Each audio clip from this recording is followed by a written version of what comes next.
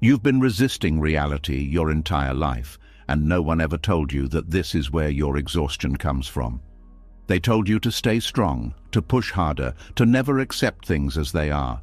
But if fighting reality worked, why do you still feel drained even when nothing is happening? Why does your mind keep searching for problems even in moments of peace? The truth is, reality isn't your enemy, and the moment you stop resisting it, something inside you finally unclenches. Most suffering isn't caused by events. It's caused by the quiet argument in your head, the refusal to accept what already exists, the constant need for life to be different before you allow yourself to be calm. But Buddhist teachings explain that peace begins the second you stop negotiating with what is. Not by giving up on life, but by ending the war with it. And when that war ends, your energy returns, your thoughts slow down, and the heaviness you carried for years starts dissolving without force. Tonight, as you listen, you'll begin to notice a shift. The tension in your body will soften. The need to control everything will loosen.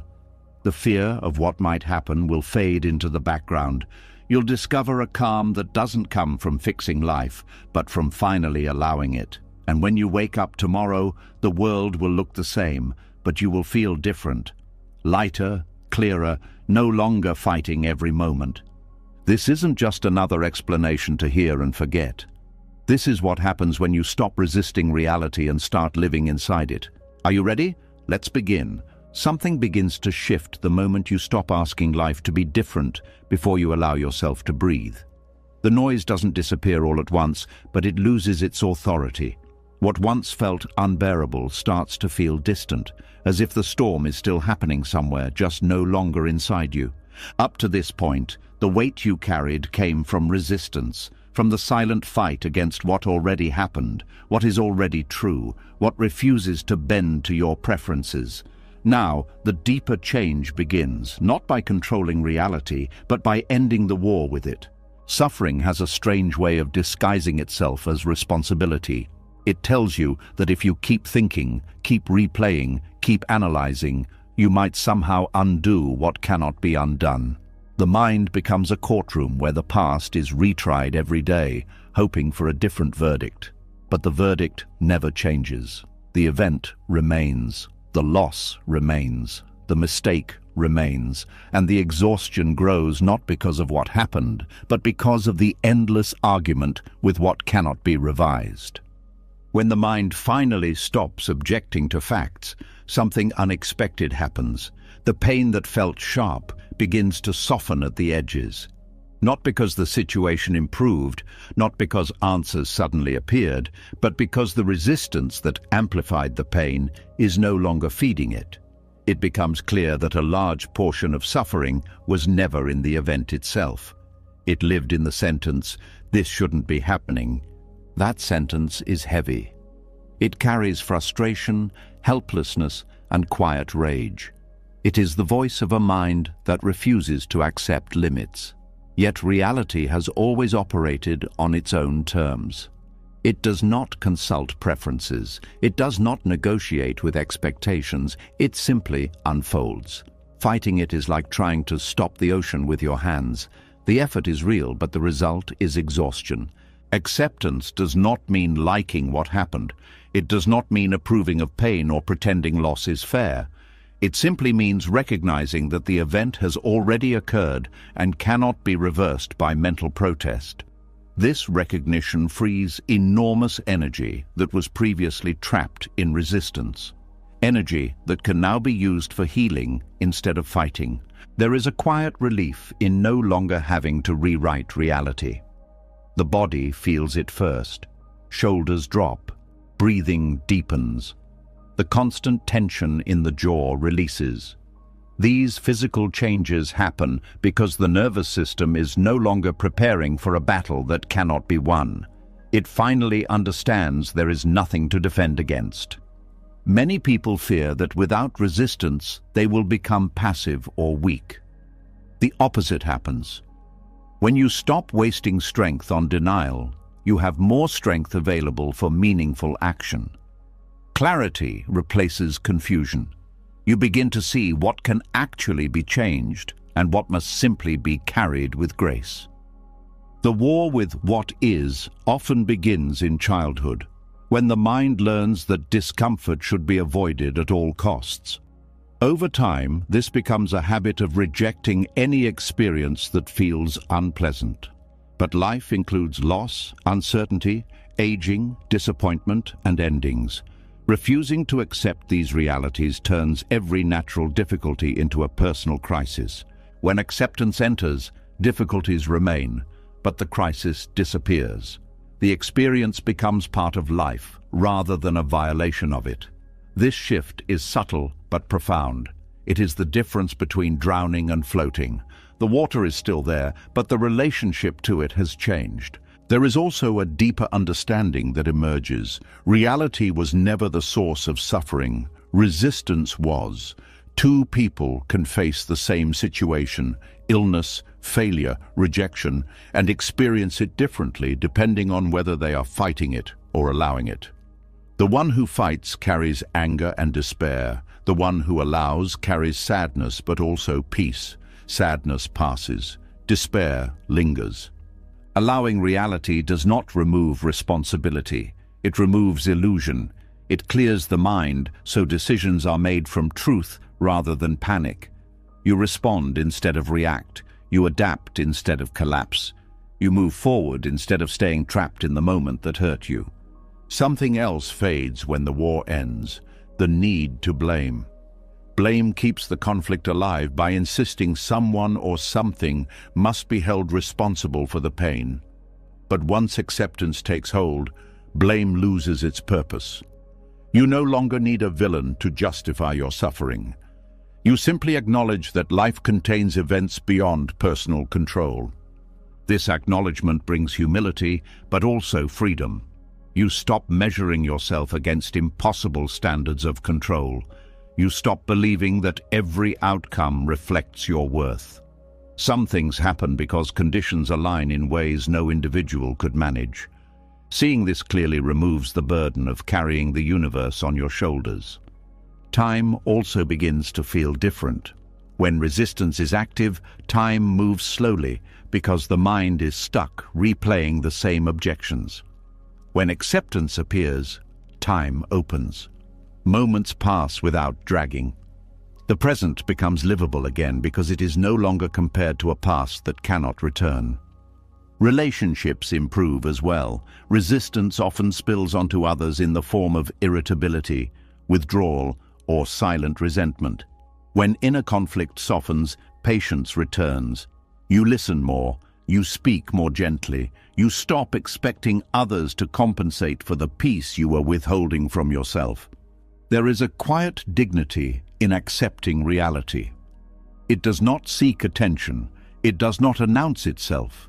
It simply shows in the way a person moves through life without constant agitation. They still feel pain, but they are not defined by it. They still encounter difficulty, but they are not shattered by it. Eventually, acceptance becomes natural.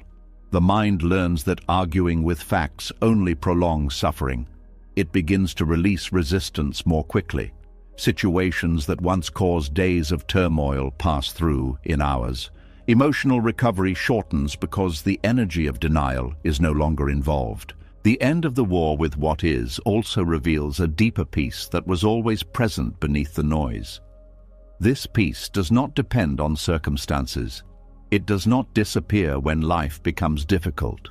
It remains steady because it is rooted in alignment with reality rather than escape from it. You start to trust yourself more, not because you believe you can control everything, but because you know you can face whatever comes without collapsing into resistance. This trust becomes a quiet form of confidence. It does not need to prove itself, it simply exists. There is also gratitude that emerges unexpectedly, not gratitude for the pain itself, but for the clarity that followed. You see how much energy was lost fighting battles that never needed to be fought. You see how much of life was missed while trying to force it into a different shape. From this perspective, even ordinary moments feel meaningful. A quiet morning, a simple conversation, the feeling of sunlight on your skin, these become enough.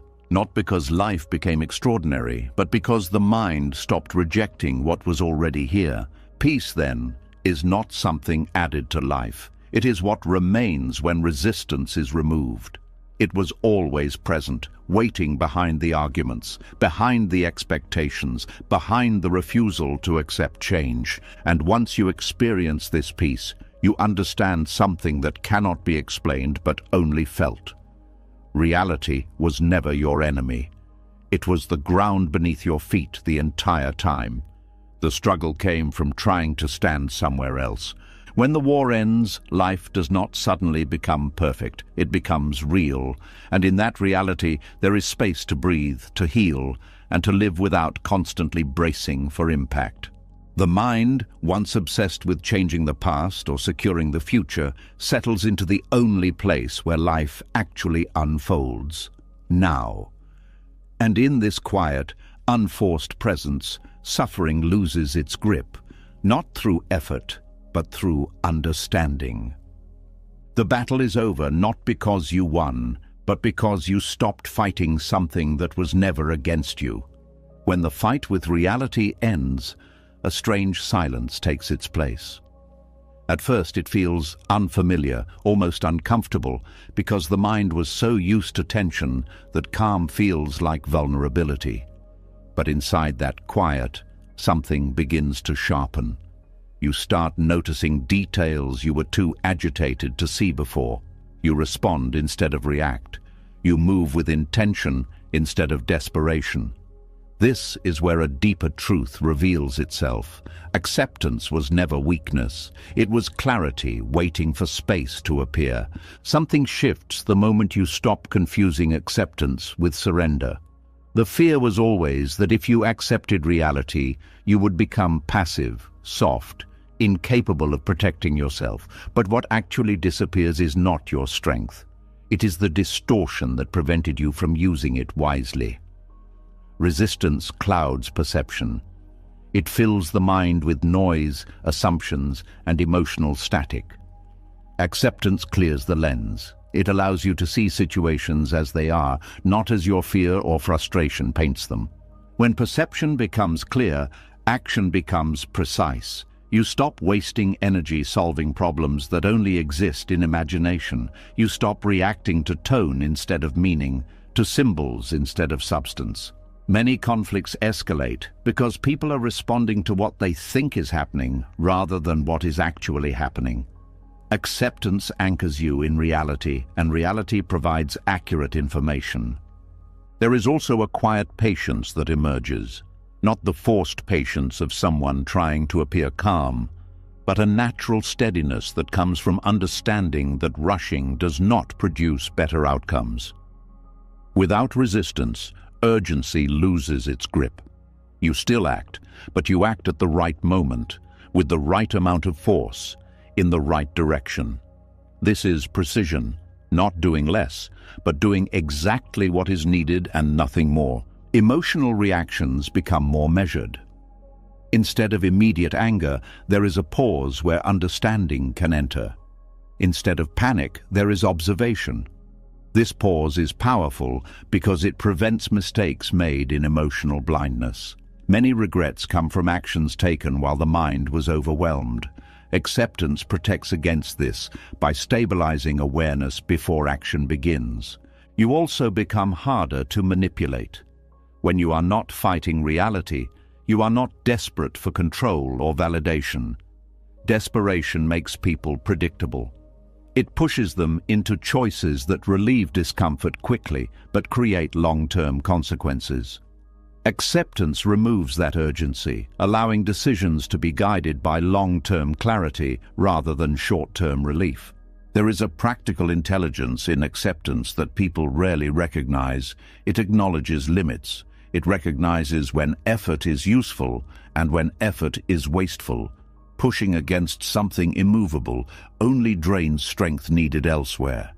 By seeing where change is possible and where it is not, you direct your energy efficiently.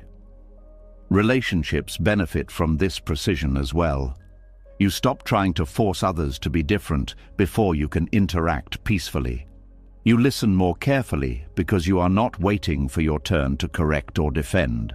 Communication becomes cleaner because it is not filtered through resistance. Misunderstandings decrease because assumptions are replaced with attention. Acceptance also reveals opportunities that resistance hides. When you are fixated on what should have happened, you overlook what is still available. Doors that remain open are ignored because attention is locked on the one that closed. Acceptance widens awareness, allowing you to see paths that were invisible when you were stuck in disappointment. There is also a deeper sense of self-trust that develops. You learn that calm observation often leads to better outcomes than frantic intervention. You trust your ability to navigate complexity without forcing premature solutions.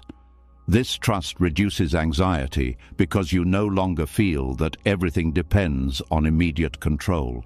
Your body reflects this shift. Movements become slower but more deliberate. Speech becomes measured. Even your posture changes because tension is no longer driving every action. People may interpret this as confidence, but it is actually the absence of inner conflict. Acceptance does not remove ambition or effort, it refines them. You still pursue goals, but you do so without tying your identity to the outcome. This makes failure less devastating and success less intoxicating. Both become information rather than definitions of your worth. Creativity also expands. A mind trapped in resistance repeats familiar patterns because it is trying to escape discomfort quickly. A mind grounded in acceptance explores possibilities because it is not afraid of uncertainty. Solutions appear that would never surface in a state of panic. Decision-making improves because fear is no longer steering. You evaluate risks realistically instead of exaggerating them. You consider consequences without catastrophizing. Choices become aligned with values rather than reactions to pressure. There is a quiet courage in acting from acceptance. It is not loud or dramatic. It does not need recognition. It simply moves forward without hesitation because it is not burdened by internal conflict. This courage is sustainable because it is not fueled by anger or pride, which eventually burn out. Over time, you notice that problems resolve more smoothly when approached from acceptance. Not because life becomes easier, but because your approach becomes effective. You stop creating secondary problems through impulsive reactions. One difficulty remains one difficulty instead of multiplying into many. You also become more present during action. Resistance often splits attention between what is happening and what you wish were happening.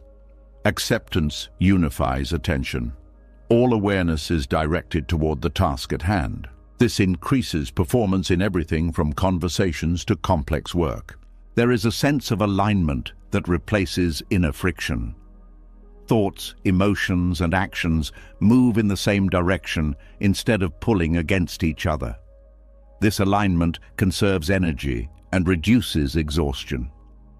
You feel less drained at the end of the day because you were not fighting yourself while interacting with the world. Mistakes are handled differently too. Instead of spiraling into self-criticism, you assess what happened, adjust, and continue. Learning becomes faster because energy is not wasted on shame. Improvement becomes steady rather than erratic. Acceptance also sharpens moral clarity. When emotions are not distorting perception, you see the impact of your actions more clearly. You recognize when firmness is needed and when compassion is appropriate. You respond to the situation instead of applying rigid rules that ignore context. There is a calm authority in someone who acts from acceptance. Others feel it even if they cannot explain it. It comes from consistency. You are not unpredictable because you are not driven by fluctuating emotions. People know where you stand because your responses are grounded in reality rather than mood. Even in crisis, acceptance allows effective action. Panic narrows vision and reduces options. Acceptance expands vision and reveals possibilities. It keeps the mind functional under pressure, which is often the difference between escalation and resolution. Eventually, acceptance becomes a form of quiet mastery. You navigate life with minimal resistance, minimal wasted motion, minimal unnecessary conflict. Your actions are guided by what is true rather than what is preferred. This alignment creates a life that feels steady even when circumstances change. And perhaps the most surprising discovery is that acceptance does not make life smaller. It makes it more precise, more intentional, more alive. You experience events directly instead of through layers of expectation and fear. Each moment becomes clearer because nothing is being mentally edited. What once felt like giving up reveals itself as gaining clarity.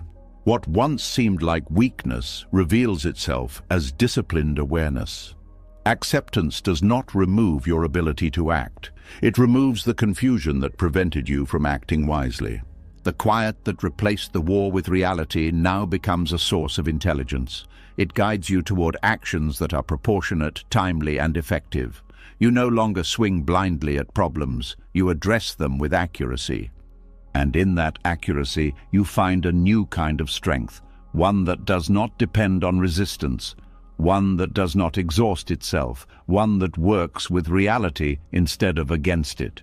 As acceptance sharpened your perception, it also exposed something deeper that had been hiding beneath the surface. The quiet belief that control is the only thing keeping you safe. You started acting with clarity, but you also began to notice how much of your tension came from trying to manage everything, predict everything, secure every outcome before it even arrived. The precision you gained revealed the weight you had been carrying for years without questioning it. A subtle fear begins to loosen when you realize how much of your life was organized around preventing uncertainty. Plans stacked on plans, backup plans for the backup plans, constant checking, constant adjusting, constant scanning for what could go wrong. It felt responsible, it felt mature, it even felt necessary. But underneath it was a silent anxiety whispering that if you stopped controlling things, everything would collapse. Something unsettling but freeing appears when control starts slipping from your grip and the disaster you expected does not happen. Life continues moving. People adapt. Situations resolve themselves in ways you could not have designed. The mind struggles at first because it built its identity around being the one who manages everything. Without that role, there is a sense of exposure, like standing without armor in a world that suddenly feels unpredictable. Control promises safety, but it delivers tension. It keeps the body in a state of alertness, as if danger is always one step away. The nervous system never fully rests because it believes vigilance is survival.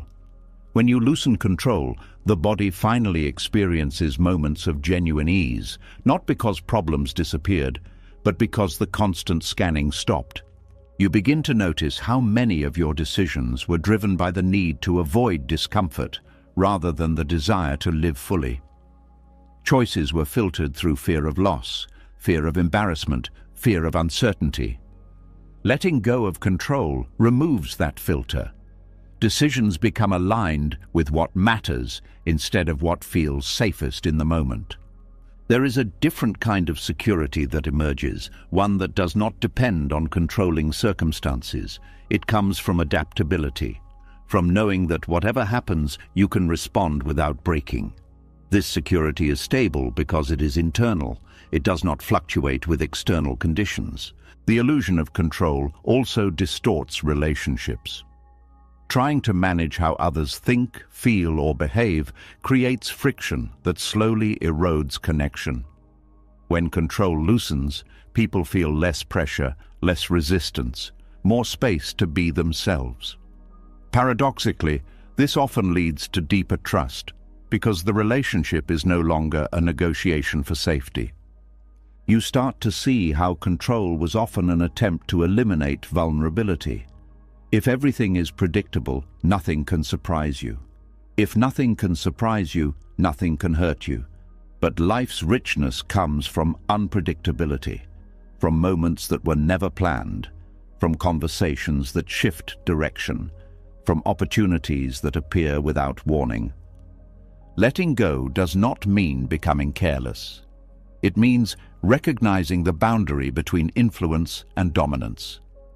You can prepare without obsessing. You can plan without attaching your piece to the plan's success. You can act responsibly without believing you are responsible for everything. There is relief in admitting that some outcomes were never yours to manage. Weather changes, markets shift, people evolve, bodies age, time moves forward regardless of personal preference. Fighting these realities drains energy that could be used for meaningful living. Accepting them redirects energy toward what is actually within reach. You also begin to see that control anxiety often disguises itself as perfectionism. The need for everything to be just right before you relax. The belief that one mistake could unravel everything. Letting go reveals that imperfection is not a threat. It is the normal state of existence. Unexpected resilience surfaces when you stop trying to prevent every possible difficulty. Challenges still arrive, but they no longer feel catastrophic.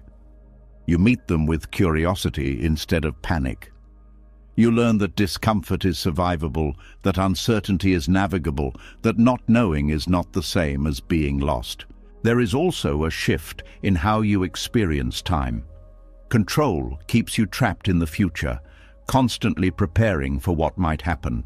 Letting go returns you to the present, where life is actually unfolding. You notice details you missed before, the tone of a voice, the warmth of sunlight, the quiet between sounds. The mind becomes quieter because it no longer needs to simulate every possible scenario. This quiet is not emptiness, it is spaciousness, a state where thoughts appear and disappear without demanding immediate action. Decisions arise from clarity rather than urgency. Trust replaces tension, not blind trust in outcomes, but trust in your ability to face whatever comes. This trust is earned through experience. Each time you release control and discover that you can handle what follows, confidence deepens.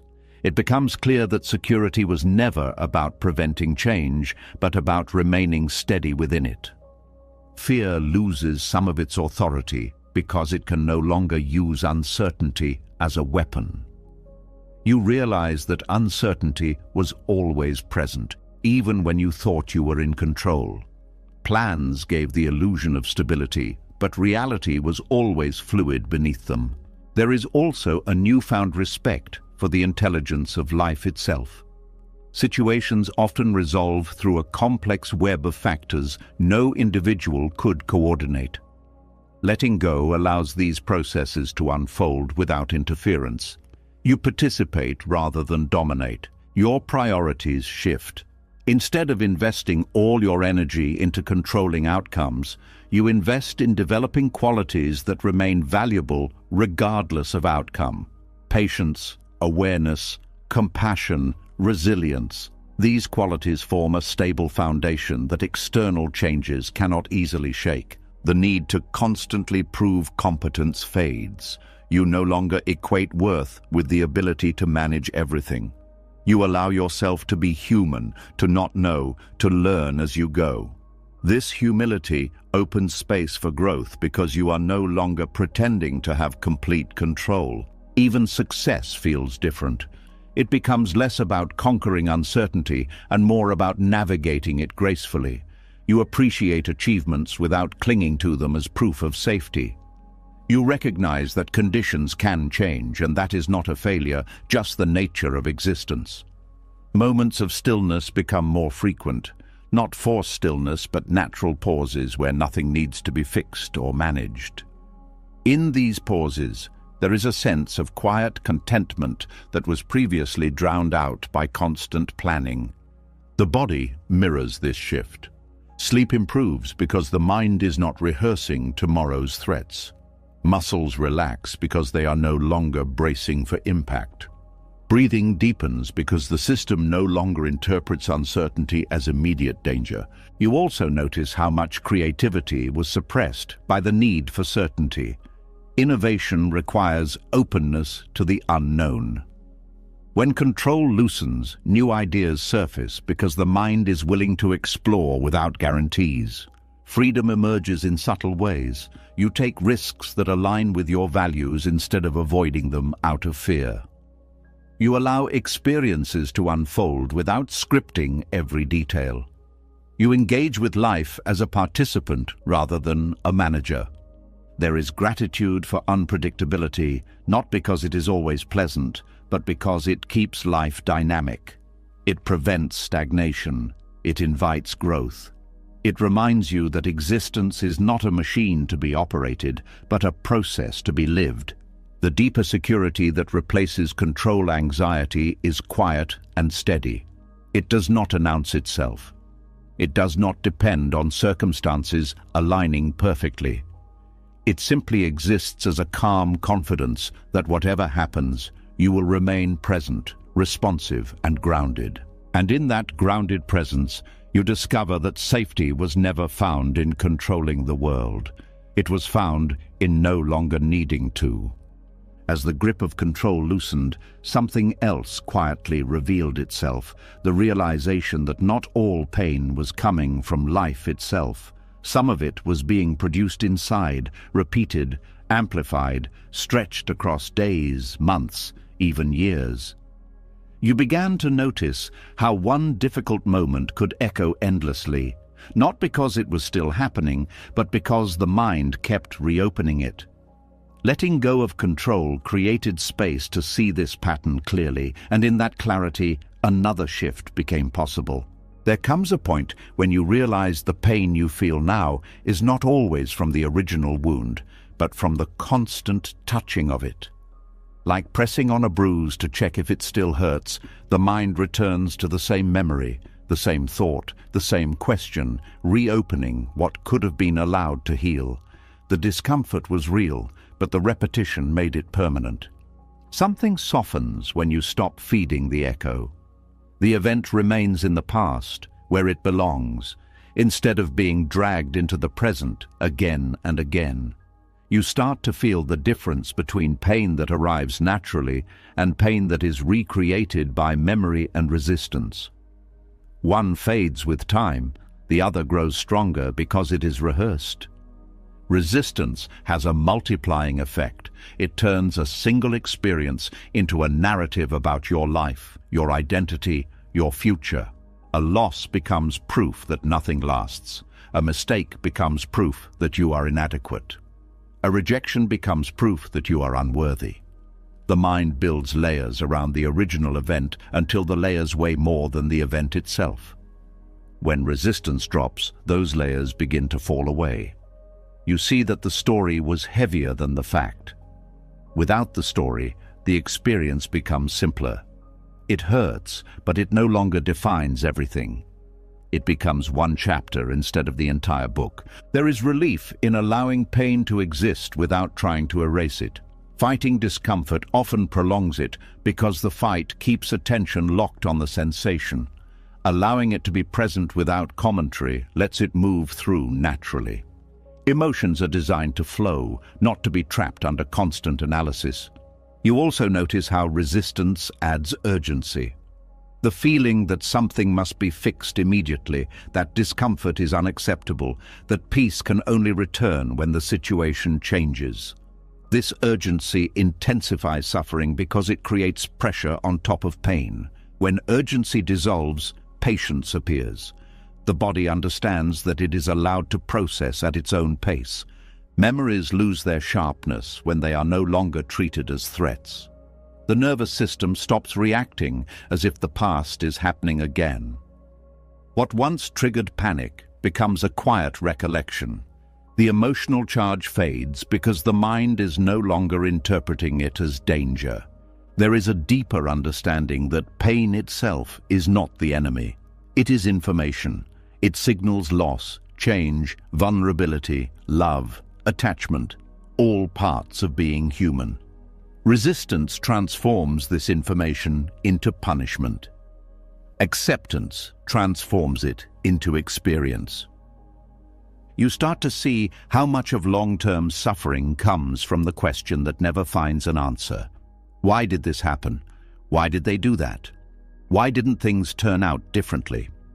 These questions keep the mind circling without resolution. When you stop demanding answers, the mind rests. Not because it understands everything, but because it no longer needs to. Physical sensations change too.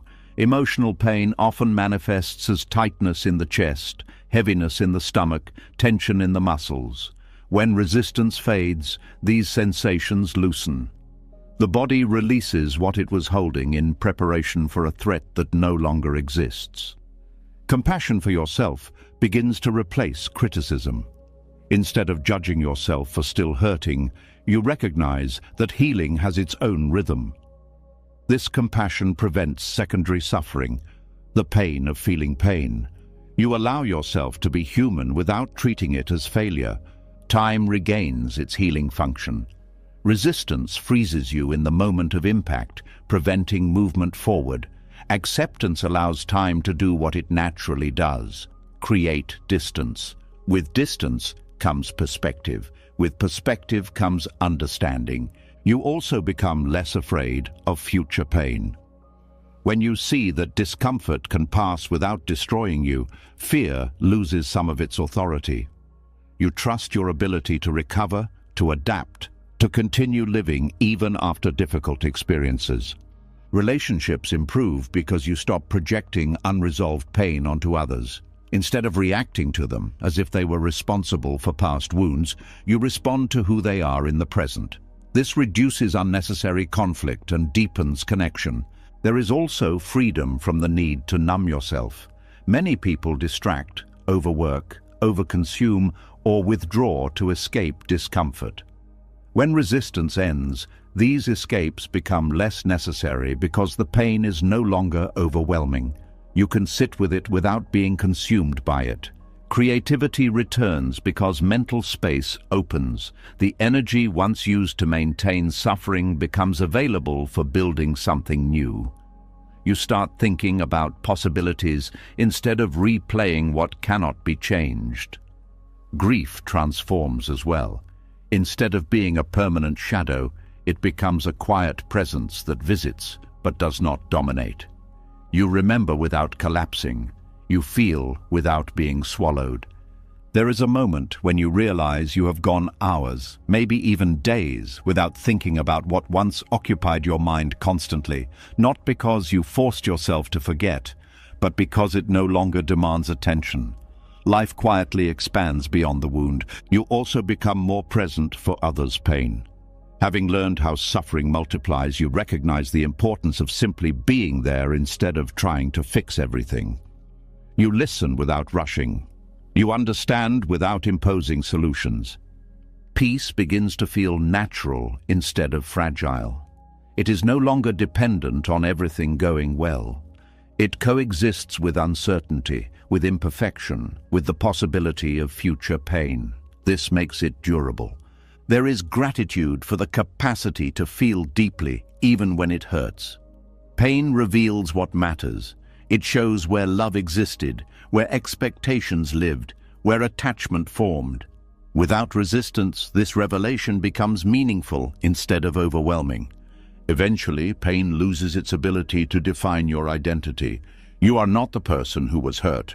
You are the person who experienced hurt and continued. This distinction restores a sense of self that is not bound to suffering. You begin to trust that emotions have an endpoint when they are not resisted. Like waves, they rise and fall. Trying to hold them in place prolongs the storm. Letting them move allows calm to return on its own. Silence becomes comforting instead of threatening because it is no longer filled with intrusive thoughts. The mind rests between experiences instead of replaying them.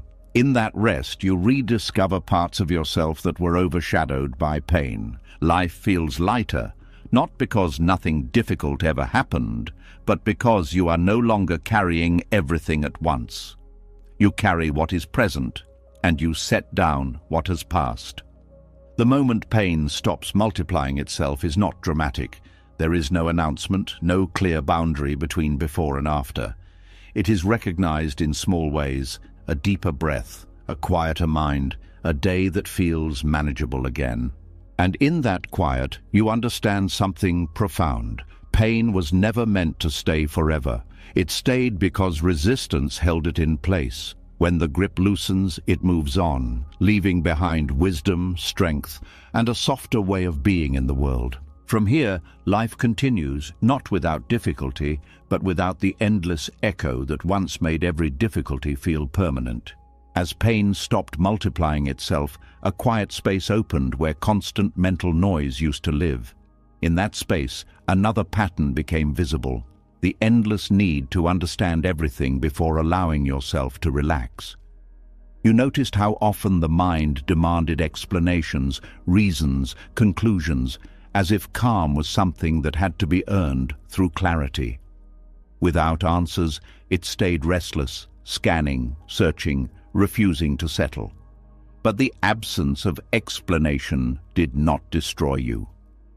It simply revealed how much energy had been spent trying to make life logically complete before permitting yourself to feel at peace. There is a subtle tension in needing life to make sense first. It keeps the mind in investigation mode, replaying events, connecting dots, trying to extract meaning from experiences that may never offer one. This effort feels productive, but it often delays healing. The nervous system remains alert because it believes resolution is required before rest is allowed. When that requirement dissolves, rest arrives on its own. Confusion loses its threat when you stop treating it as a problem to solve immediately. Not everything that happens carries a clear lesson.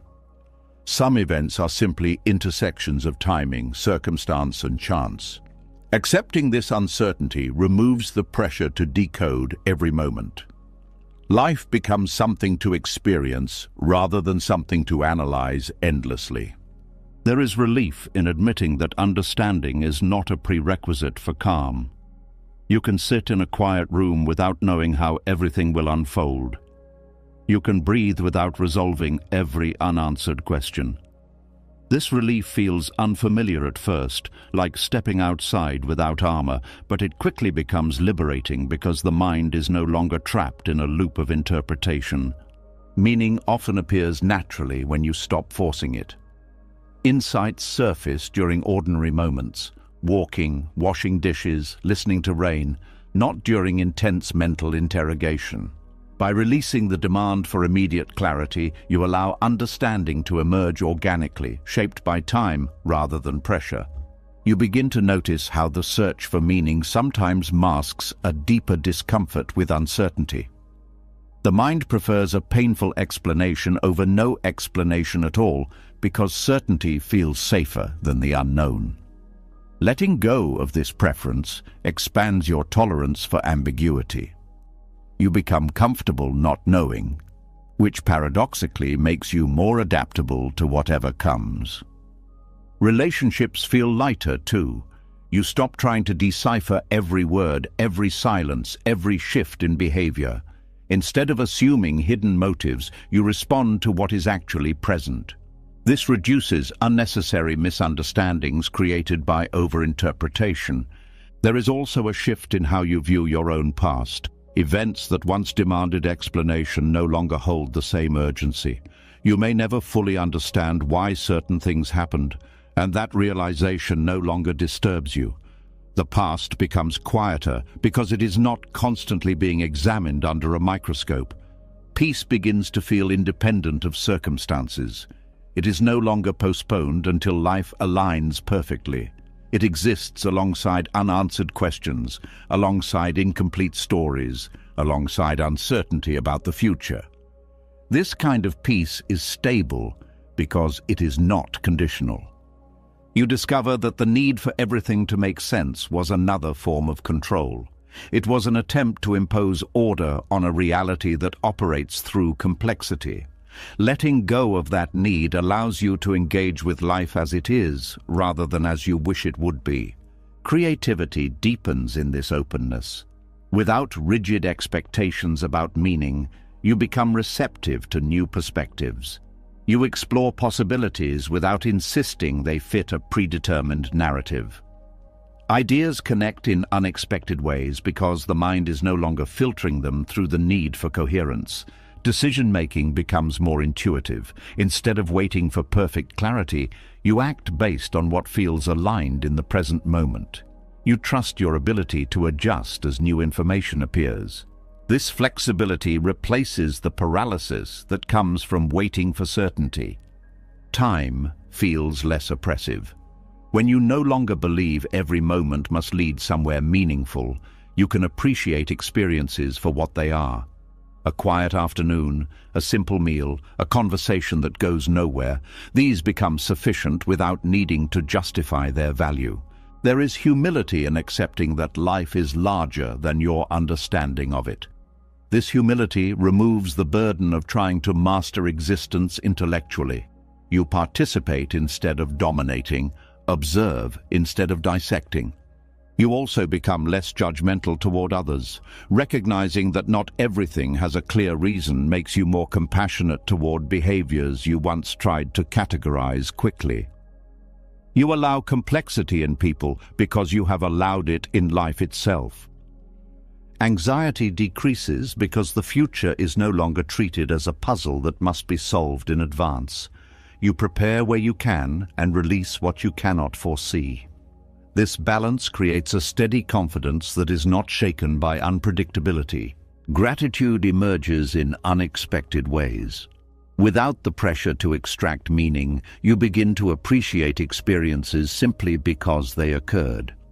Moments are valued for their presence rather than their purpose. You start to trust silence.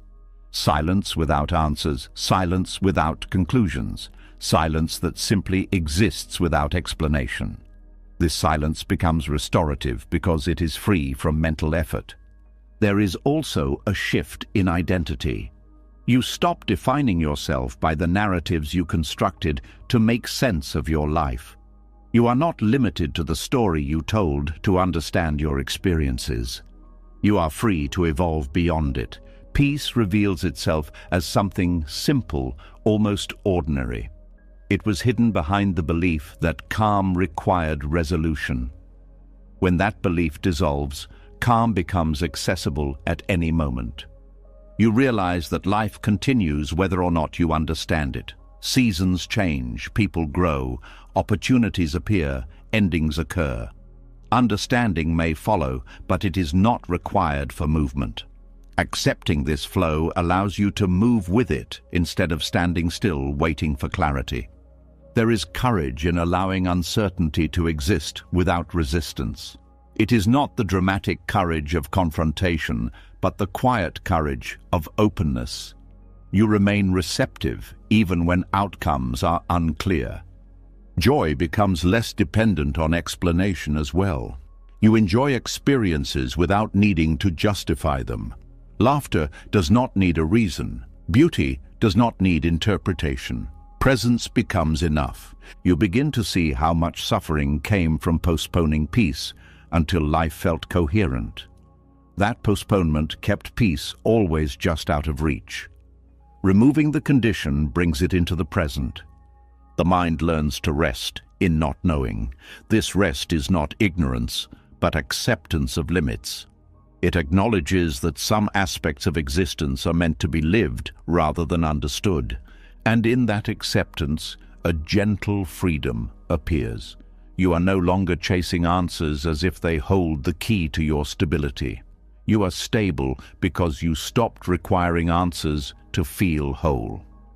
Life continues to unfold with its mysteries intact, but those mysteries no longer disturb you. They become part of the texture of existence, adding depth rather than anxiety. From this place, calm is no longer something you wait for. It is something you allow, even in the absence of certainty, even in the presence of unanswered questions, even when meaning has not yet revealed itself. And that is the quiet freedom, the ability to live fully without needing life to explain itself first. As the need for life to make sense loosened its grip, another habit quietly came into view, the instinct to take everything personally.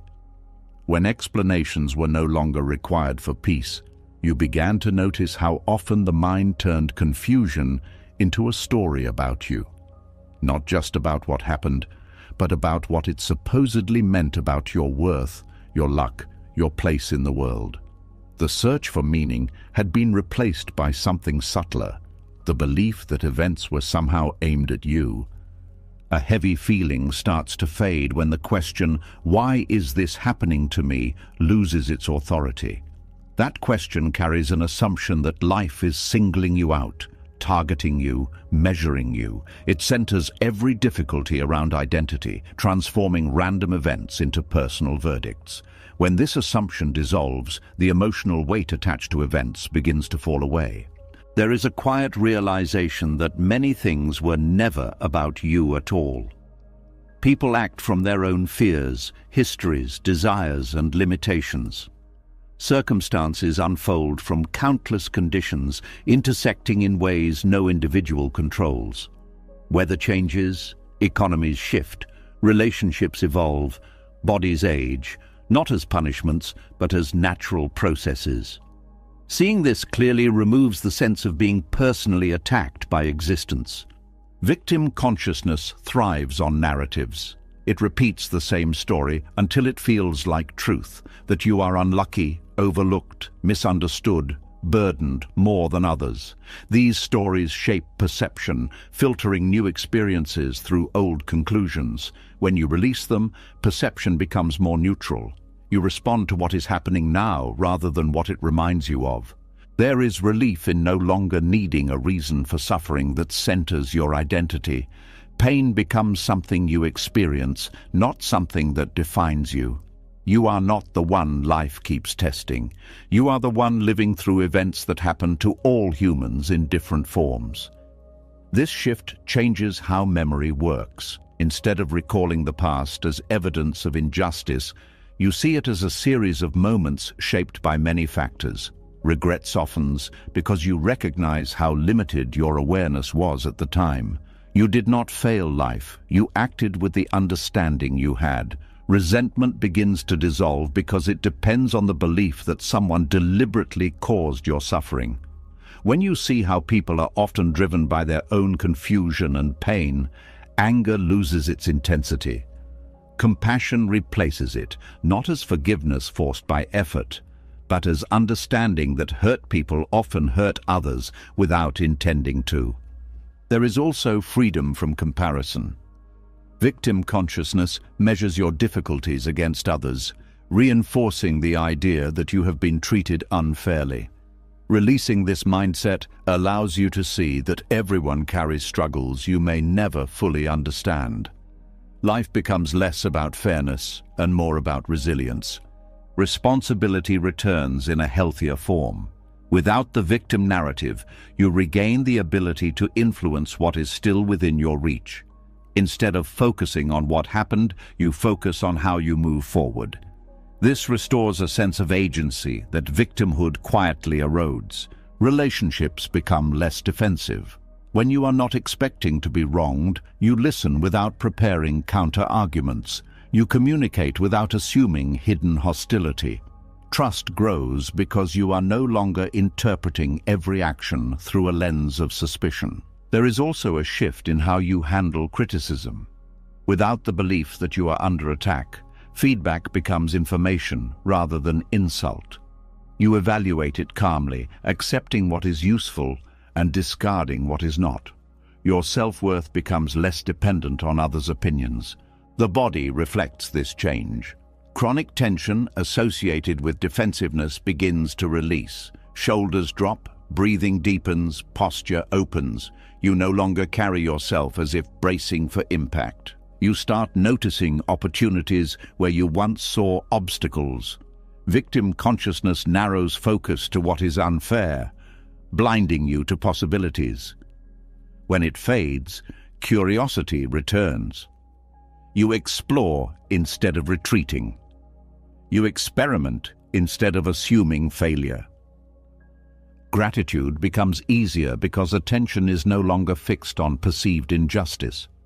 You appreciate what is present rather than dwelling on what is missing.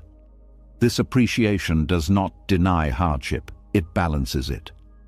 There is also humility in recognizing that you are not at the center of every story. Life is vast, interconnected, constantly moving. You are part of it, not its focal point. This perspective removes the pressure to interpret every event as a reflection of your significance. You become more patient with others' behavior. Instead of assuming malice, you consider context.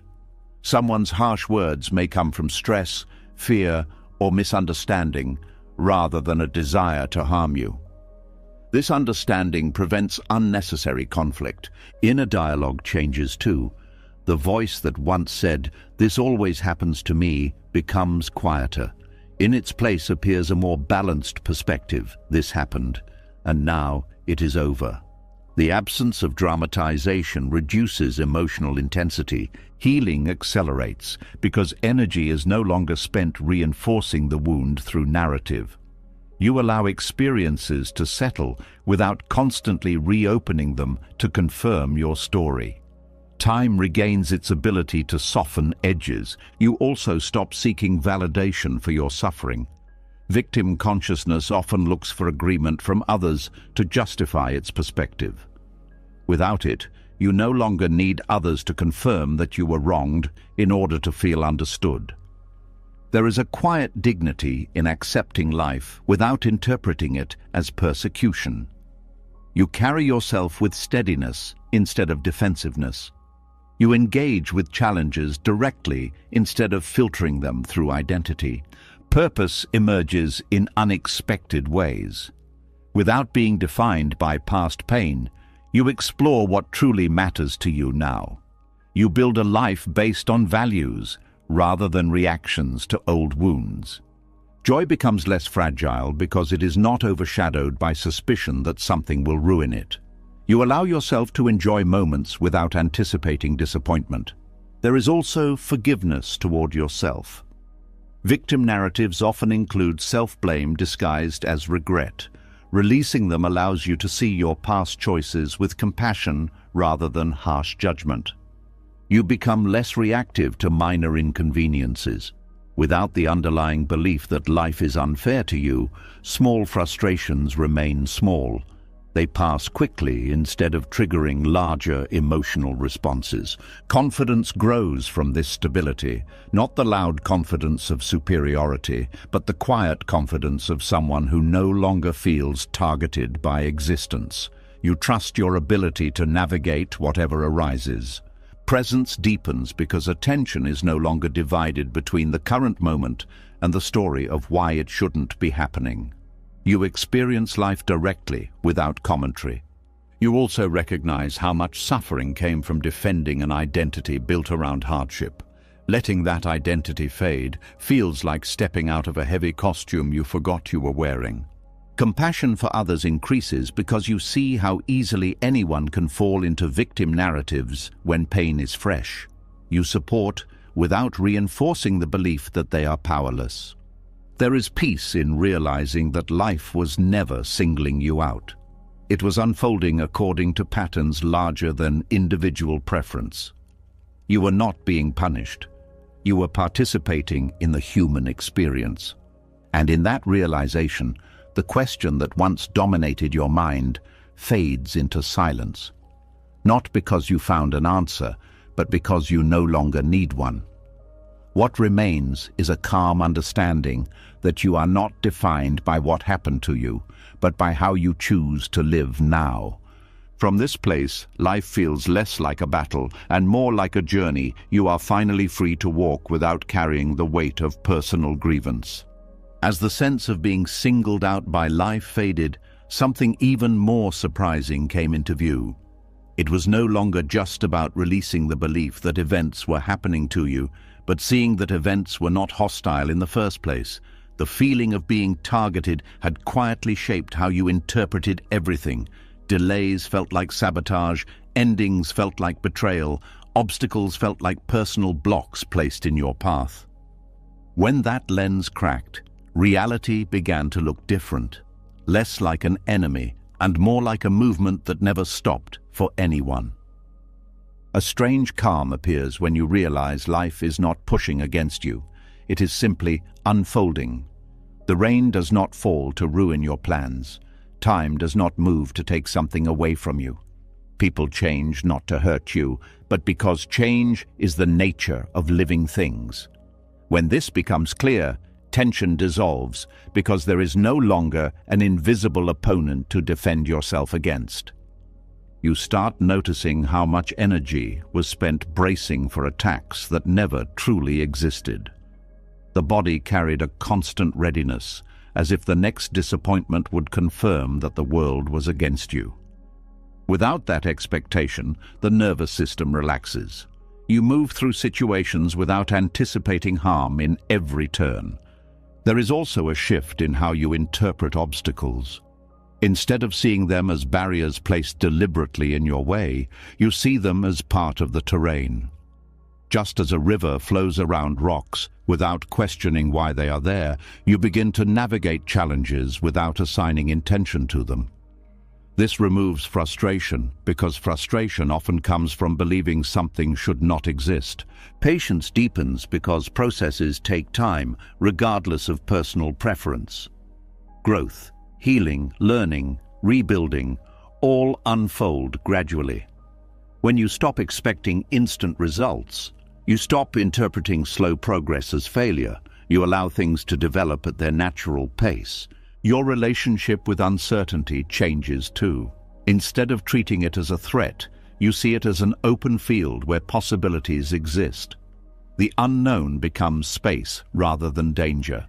This perspective reduces anxiety because it removes the assumption that unpredictability is inherently negative. You begin to observe patterns rather than isolated incidents. Situations that once felt random reveal connections to broader cycles. Seasons of effort, seasons of rest, phases of expansion and contraction. Recognizing these patterns provides reassurance that difficulties are not permanent states, but temporary conditions within a larger movement. There is freedom in realizing you do not need to control the flow to benefit from it. You position yourself wisely instead of trying to redirect the current. Opportunities appear more clearly because you are watching rather than fighting. Relationships feel less combative as well. You stop viewing disagreements as attacks and start seeing them as differences in perspective shaped by unique experiences. This reduces defensiveness and opens the door to understanding. You also become less reactive to setbacks. When plans change, you adjust instead of collapsing. Adaptability replaces rigidity because you accept that movement is constant. Stability is found in flexibility, not resistance. Grief transforms in this understanding. Loss is no longer interpreted as something taken away unjustly, but as part of the natural cycle of beginnings and endings. This perspective does not remove sadness, but it removes bitterness. You mourn without feeling robbed. Your sense of identity becomes less fixed. If reality is always moving, then you are not required to remain the same either. You allow yourself to evolve without clinging to past versions of who you were. This openness makes change less frightening. There is also a growing appreciation for timing. Some things arrive late because conditions were not ready before. Some things leave early because their role has been completed. Trusting timing reduces the urge to force outcomes prematurely. You begin to notice beauty in motion itself, the way conversations shift, how opportunities emerge unexpectedly, how paths cross and separate. Life feels dynamic rather than static, alive rather than rigid. Control becomes less appealing because you see how limited it is compared to the intelligence of natural processes. You cooperate with circumstances instead of imposing yourself on them. This cooperation produces smoother results than constant struggle. Even your goals feel different. You pursue them with dedication, but without hostility toward anything that delays them. Setbacks become feedback rather than opposition. You adjust your approach instead of questioning your worth. There is humility in recognizing that you are part of something vast. This humility softens ego-driven reactions. You stop interpreting every inconvenience as a personal injustice because you understand the scale of forces at play. Attention shifts from resistance to observation. You watch how events unfold, learning from them instead of arguing with them. This observational mindset increases wisdom because it prioritizes understanding over control. Peace becomes less fragile because it is not dependent on circumstances staying favorable. It exists within movement, within change, within unpredictability. You carry it with you rather than waiting for the world to provide it. You also become more compassionate toward yourself. Recognizing that life moves beyond personal intention reduces harsh self-judgment. You forgive mistakes because you see how limited your perspective was at the time. Curiosity replaces fear. Instead of asking why something happened to you, you become interested in how it is unfolding and what it might lead to. This curiosity keeps you engaged with life instead of withdrawing from it. There is gratitude for experiences that once felt inconvenient. Detours introduce new people, new skills, new perspectives. What seemed like obstacles often become turning points in hindsight. You start to trust the process of living itself, not because you believe everything will turn out perfectly, but because you see that movement continues even through difficulty. Life carries you forward whether you resist or cooperate. This trust allows deeper rest. You no longer feel responsible for holding the world together. You allow yourself to pause, to recover, to simply exist without constant effort. Moments of stillness gain new meaning. They are not interruptions of progress, but part of the rhythm that sustains it. Rest becomes as valuable as action. You also recognize that suffering often came from trying to freeze reality in a preferred state. Wanting good moments to last forever and bad ones to disappear instantly created tension. Accepting movement dissolves this tension because nothing needs to stay or leave on your command. There is courage in flowing with life because it requires letting go of certainty, yet this courage is gentle, not forceful. It trusts rather than pushes. You begin to feel connected to the world instead of separate from it. Events are no longer happening around you, but with you. You are part of the unfolding, not an observer standing outside it. This connection reduces loneliness because you sense participation in something larger than personal concerns. Even ordinary moments feel meaningful because they are expressions of movement. And in this awareness, a quiet understanding settles in. Reality was never opposing you. It was never blocking your path or testing your strength. It was simply moving, carrying everything within it, including you. When you stop pushing against that movement, you discover a way of living that feels lighter, smoother, more aligned. Not because life became easy, but because you stopped mistaking its motion for hostility. As you began to see that reality was not working against you, but simply moving, another fear quietly started losing its grip. The fear of what has not even happened yet. If life was not an enemy in the present, maybe it was not waiting to ambush you in the future either. This realization softened the constant tension of anticipating disaster, the habit of rehearsing problems before they existed, the silent expectation that something would eventually go wrong. Without that expectation, the future stopped feeling like a shadow following you everywhere. A subtle calm enters when you realize most fear of the future is built from imagination, not experience. The mind projects unfinished worries into tomorrow, stacking possibilities until they feel real. But when you return to the present and see that nothing threatening is actually happening now, the urgency fades. You understand that anxiety was created by time traveling mentally, not by immediate danger. There is relief in no longer treating uncertainty as a warning signal. Uncertainty becomes neutral, simply the absence of information. It no longer demands that you prepare for every negative outcome. You allow tomorrow to remain unknown without filling it with worst-case scenarios. The body responds to this shift quickly. Muscles unclench, breathing slows, sleep becomes deeper because the mind is not rehearsing emergencies through the night. The nervous system finally receives the message that vigilance is no longer required at all hours. You begin to notice how anticipatory anxiety kept you from fully experiencing good moments. Even during happiness, a part of your mind was bracing for its end. Without that tension, joy feels more complete because it is not overshadowed by fear of loss. Decision-making becomes easier because you are no longer paralyzed by imagining every possible consequence. You act based on present information rather than hypothetical disasters. This makes action more fluid and less exhausting. There is also a new patience with outcomes. You trust that whatever unfolds will be handled when it arrives, not before. This trust reduces the impulse to rush, to force results prematurely just to escape uncertainty. Relationships benefit as well. You stop assuming people will eventually disappoint you. You engage with them as they are now, instead of preparing for future hurt. This openness allows deeper connection because you are not holding back defensively. Work and creativity improve because mental energy is no longer consumed by fear of failure.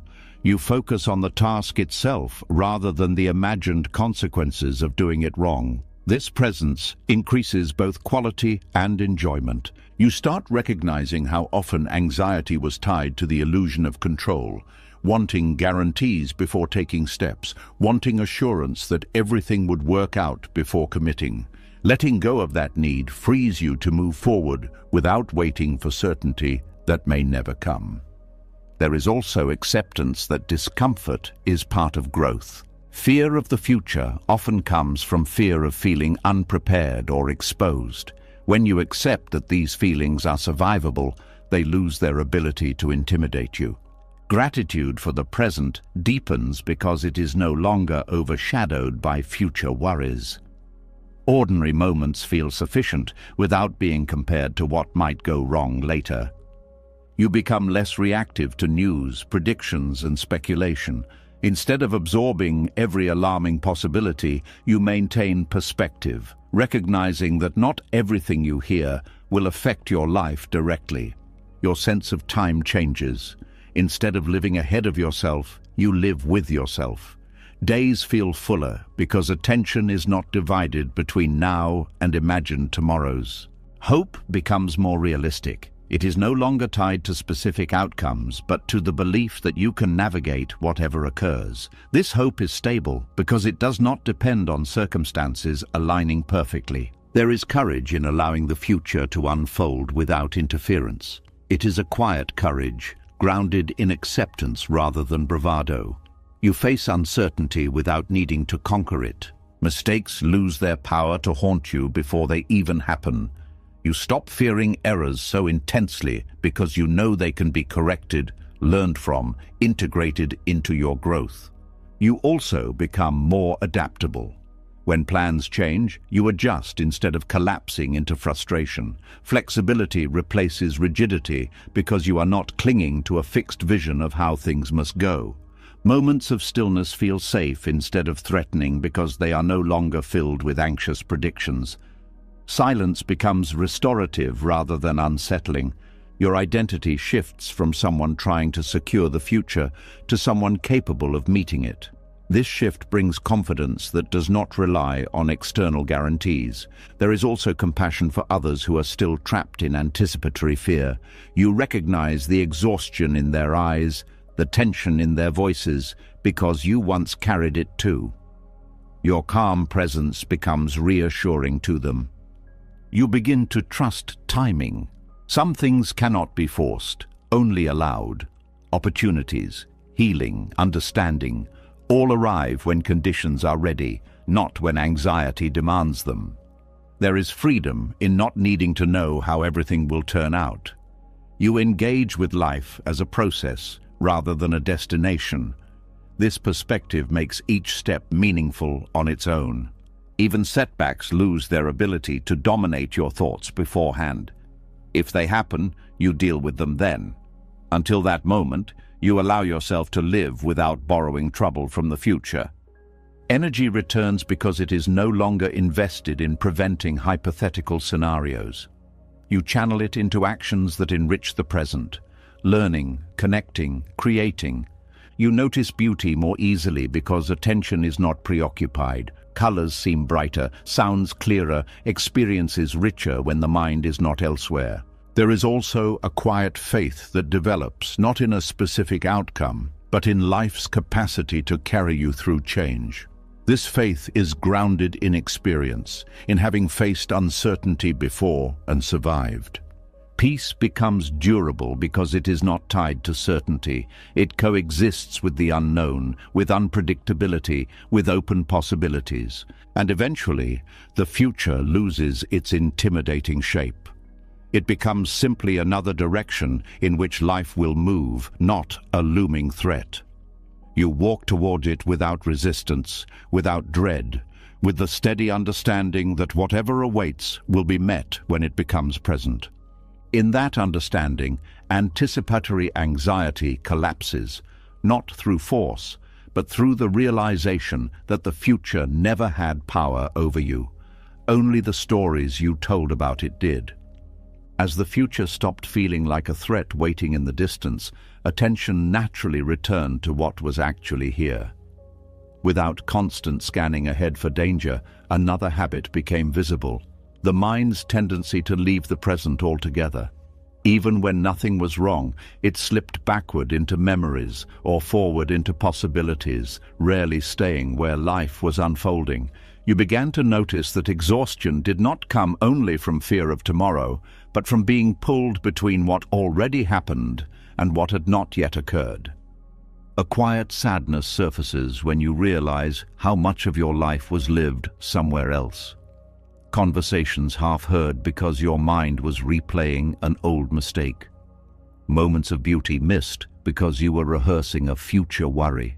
The present was never the problem, yet it was the place you visited the least. Seeing this clearly creates a desire to come back, not to escape the past or future, but to stop abandoning the only moment that is real. Regret loses its intensity when you stop treating the past as a place you can still influence. Memories remain, but they stop demanding correction. You understand that replaying them does not change outcomes. It only reactivates the emotions tied to them. By allowing memories to exist without reopening them, the emotional charge begins to fade. There is also forgiveness that emerges, not forced, but natural. You see your past self with more compassion because you recognize how limited your perspective was at the time. Decisions made in confusion or fear no longer feel like permanent stains on your identity. They become evidence of learning rather than proof of failure. The future loses its grip at the same time. Without projecting fear forward, the mind has no reason to leave the present. Planning still happens, but it becomes practical rather than obsessive.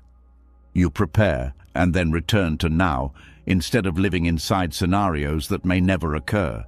Your senses sharpen as attention settles, sounds become clearer, colors richer, physical sensations more noticeable. The world feels more vivid because awareness is no longer diluted by mental travel. Even ordinary activities carry a sense of depth that was previously hidden by distraction. Relationships improve because you are actually there. You listen fully instead of responding to something said hours ago or worrying about something that might be said later. Presence communicates care more powerfully than words. People feel seen because you are not mentally elsewhere. There is also a surprising efficiency in living this way. Tasks that once felt overwhelming become manageable because you address them one at a time instead of stacking them mentally. Focus replaces fragmentation, making effort feel lighter. Anxiety decreases because the mind is not constantly revisiting emotional hotspots. The body calms as it stops reliving stress responses triggered by memory or anticipation. You feel less drained because you are not carrying multiple timelines at once. You start to trust the unfolding of moments without needing to predict them. Each step reveals the next without requiring constant monitoring. This trust allows you to move forward without hesitation. Joy becomes more accessible because it is no longer postponed. You allow yourself to enjoy what is happening without thinking about how long it will last or what it might lead to. Happiness becomes immediate rather than conditional. There is also a new relationship with silence. Without mental noise from past and future, silence feels peaceful instead of empty. It becomes a space where awareness rests rather than a void that needs filling. Creativity expands because the mind is not recycling old narratives. Fresh ideas appear when attention is free from repetition. Inspiration flows more easily because you are receptive rather than preoccupied. You become more attuned to your body's signals. Hunger, fatigue, tension, these are noticed before they escalate because you are present enough to respond early.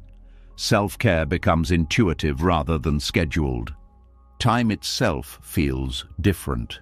Days no longer blur together because each moment is experienced fully. Memory improves because experiences are actually registered instead of half-lived. There is humility in recognizing how little control you have over the flow of life. Instead of trying to capture moments or hold on to them, you allow them to pass naturally.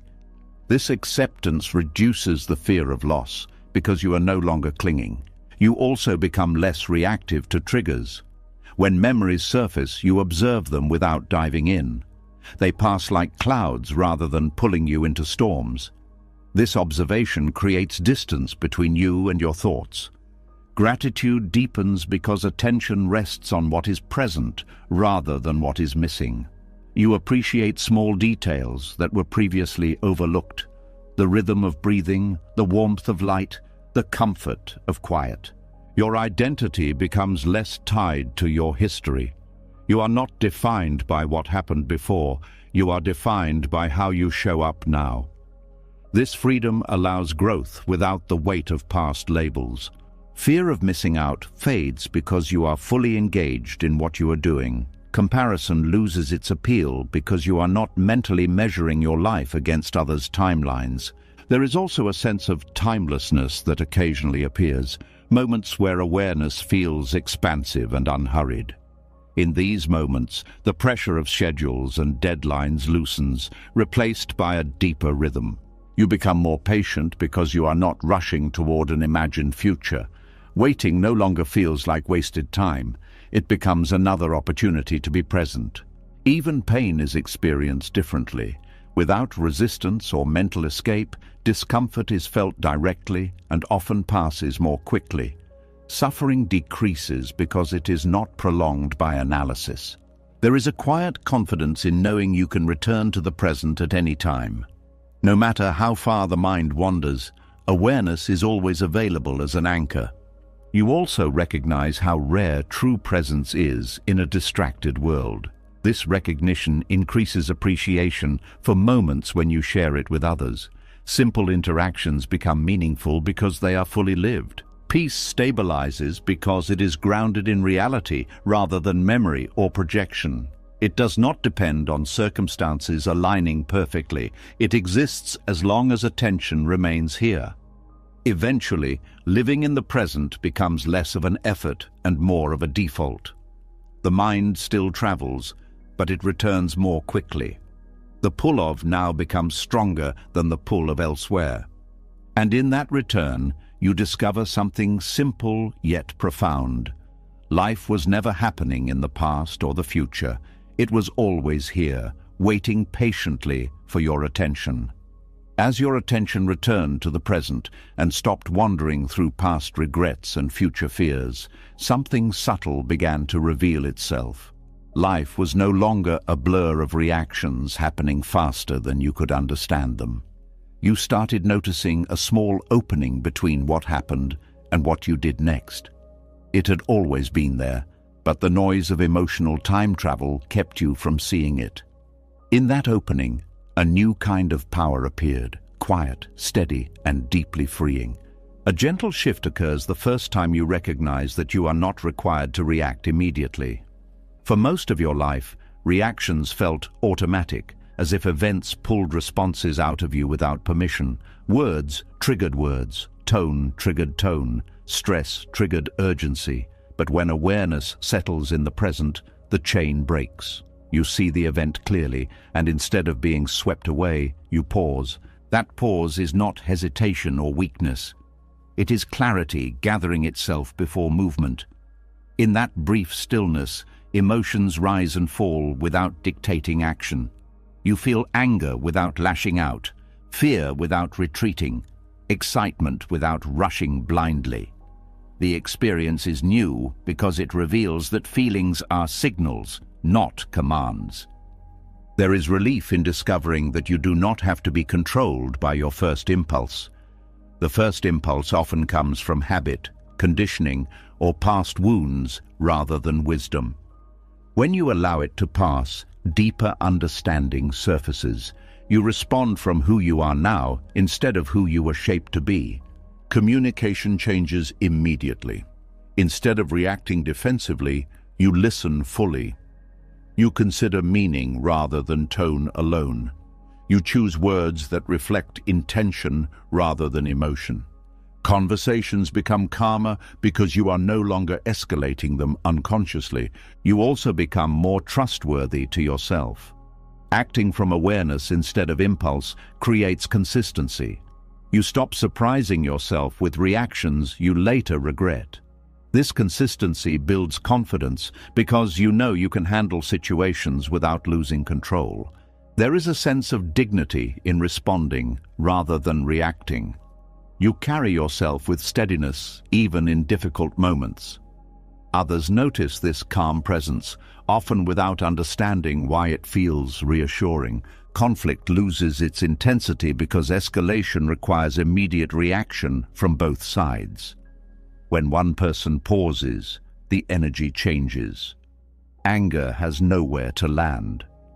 The situation begins to soften instead of spiral. Decision-making improves because choices are not rushed by emotion. You weigh consequences more carefully. You consider long-term impact rather than short-term relief. This leads to outcomes that align with your values rather than your fears. You start recognizing triggers before they take over. Certain topics, tones, or situations once caused instant reactions. Now you see them approaching like waves and prepare to stay grounded as they pass. This preparation reduces their power. There is also compassion for your past self who did not know this space existed. You understand why reactions felt unavoidable before awareness developed. This compassion replaces shame with understanding. Your nervous system benefits as well. Constant reactivity keeps the body in a state of stress. Pausing signals safety, allowing relaxation even in challenging environments. Over time, this reduces chronic tension. You become less predictable in the best way. People who relied on provoking reactions find their strategies ineffective. Without emotional hooks, manipulation loses its influence. Creativity increases because the pause allows new possibilities to emerge. Instead of repeating familiar patterns, you explore different responses. This flexibility brings freshness to everyday interactions. You also gain freedom from external control. When reactions are automatic, others can steer your behavior by pushing the right buttons. When you pause, control returns to you. You decide what deserves a response. Self-respect deepens because you act in ways that reflect your intentions rather than your impulses. You become someone you admire rather than someone you tolerate. Patience becomes natural rather than forced. Waiting no longer feels like deprivation. It feels like alignment with timing. You trust that not every moment requires immediate action. Even joy is experienced more fully. Without rushing to capture or prolong it, you savor it as it unfolds. The pause allows appreciation to deepen. You notice how much of life becomes simpler when reactions are not exaggerated. Small inconveniences remain small. Minor misunderstandings resolve quickly. Energy is preserved for what truly matters. There is also a moral clarity that develops. You recognize when silence is wiser than speech, when firmness is needed, when compassion is appropriate. These distinctions arise naturally from observation rather than rigid rules. You become less defensive because you are not interpreting every comment as a threat. Curiosity replaces suspicion. You seek understanding before forming conclusions. Physical movement reflects this calm. Gestures become deliberate, posture relaxed, pace steady. You move through space without urgency because you are not chasing or escaping anything. You also become more attentive to others' pauses. You recognize when someone else is choosing restraint instead of reacting. This awareness fosters mutual respect. Gratitude emerges for the simplicity of being able to choose. Many people never discover this space and remain trapped in cycles of reaction. Recognizing your freedom increases appreciation for awareness itself. You begin to trust silence in conversations. Silence is no longer awkward but meaningful, allowing thoughts to settle and sincerity to surface. Mistakes become less frequent because you are not acting under pressure. When errors occur, you correct them calmly instead of reacting defensively. There is a quiet joy in knowing that freedom does not require changing circumstances. It exists in how you meet them. This realization makes you less dependent on external stability. You also experience less emotional exhaustion. Reactivity drains energy quickly. Pausing conserves it, allowing you to remain present longer without fatigue. Over time, this way of being becomes natural. The pause appears automatically, not as a technique, but as a reflection of inner stillness. You respond thoughtfully, without effort. And in that stillness, you discover that freedom was never about controlling events. It was about not being controlled by them. The space between event and reaction becomes a place where wisdom lives, where intention replaces impulse, where you meet life with clarity instead of confusion. From here, every moment carries the potential for choice. Not forced, not dramatic, simply available. And that availability changes everything, because it means you are no longer pushed through life by circumstance. You are walking through it consciously, step by steady step. As you learn to rest in that quiet space between event and reaction, another realization began to surface. If you were no longer reacting automatically, then you were also no longer the person who had been shaped by constant struggle. The identity built around fighting, enduring, proving, surviving started to loosen. You began to see how much of your self-image had been tied to resistance, to being the one who carries burdens, the one who never breaks, the one who keeps pushing no matter what. When the pushing stopped, a question appeared that felt both unsettling and freeing. Who are you without the struggle? There is a strange emptiness at first when you stop defining yourself by what you overcame.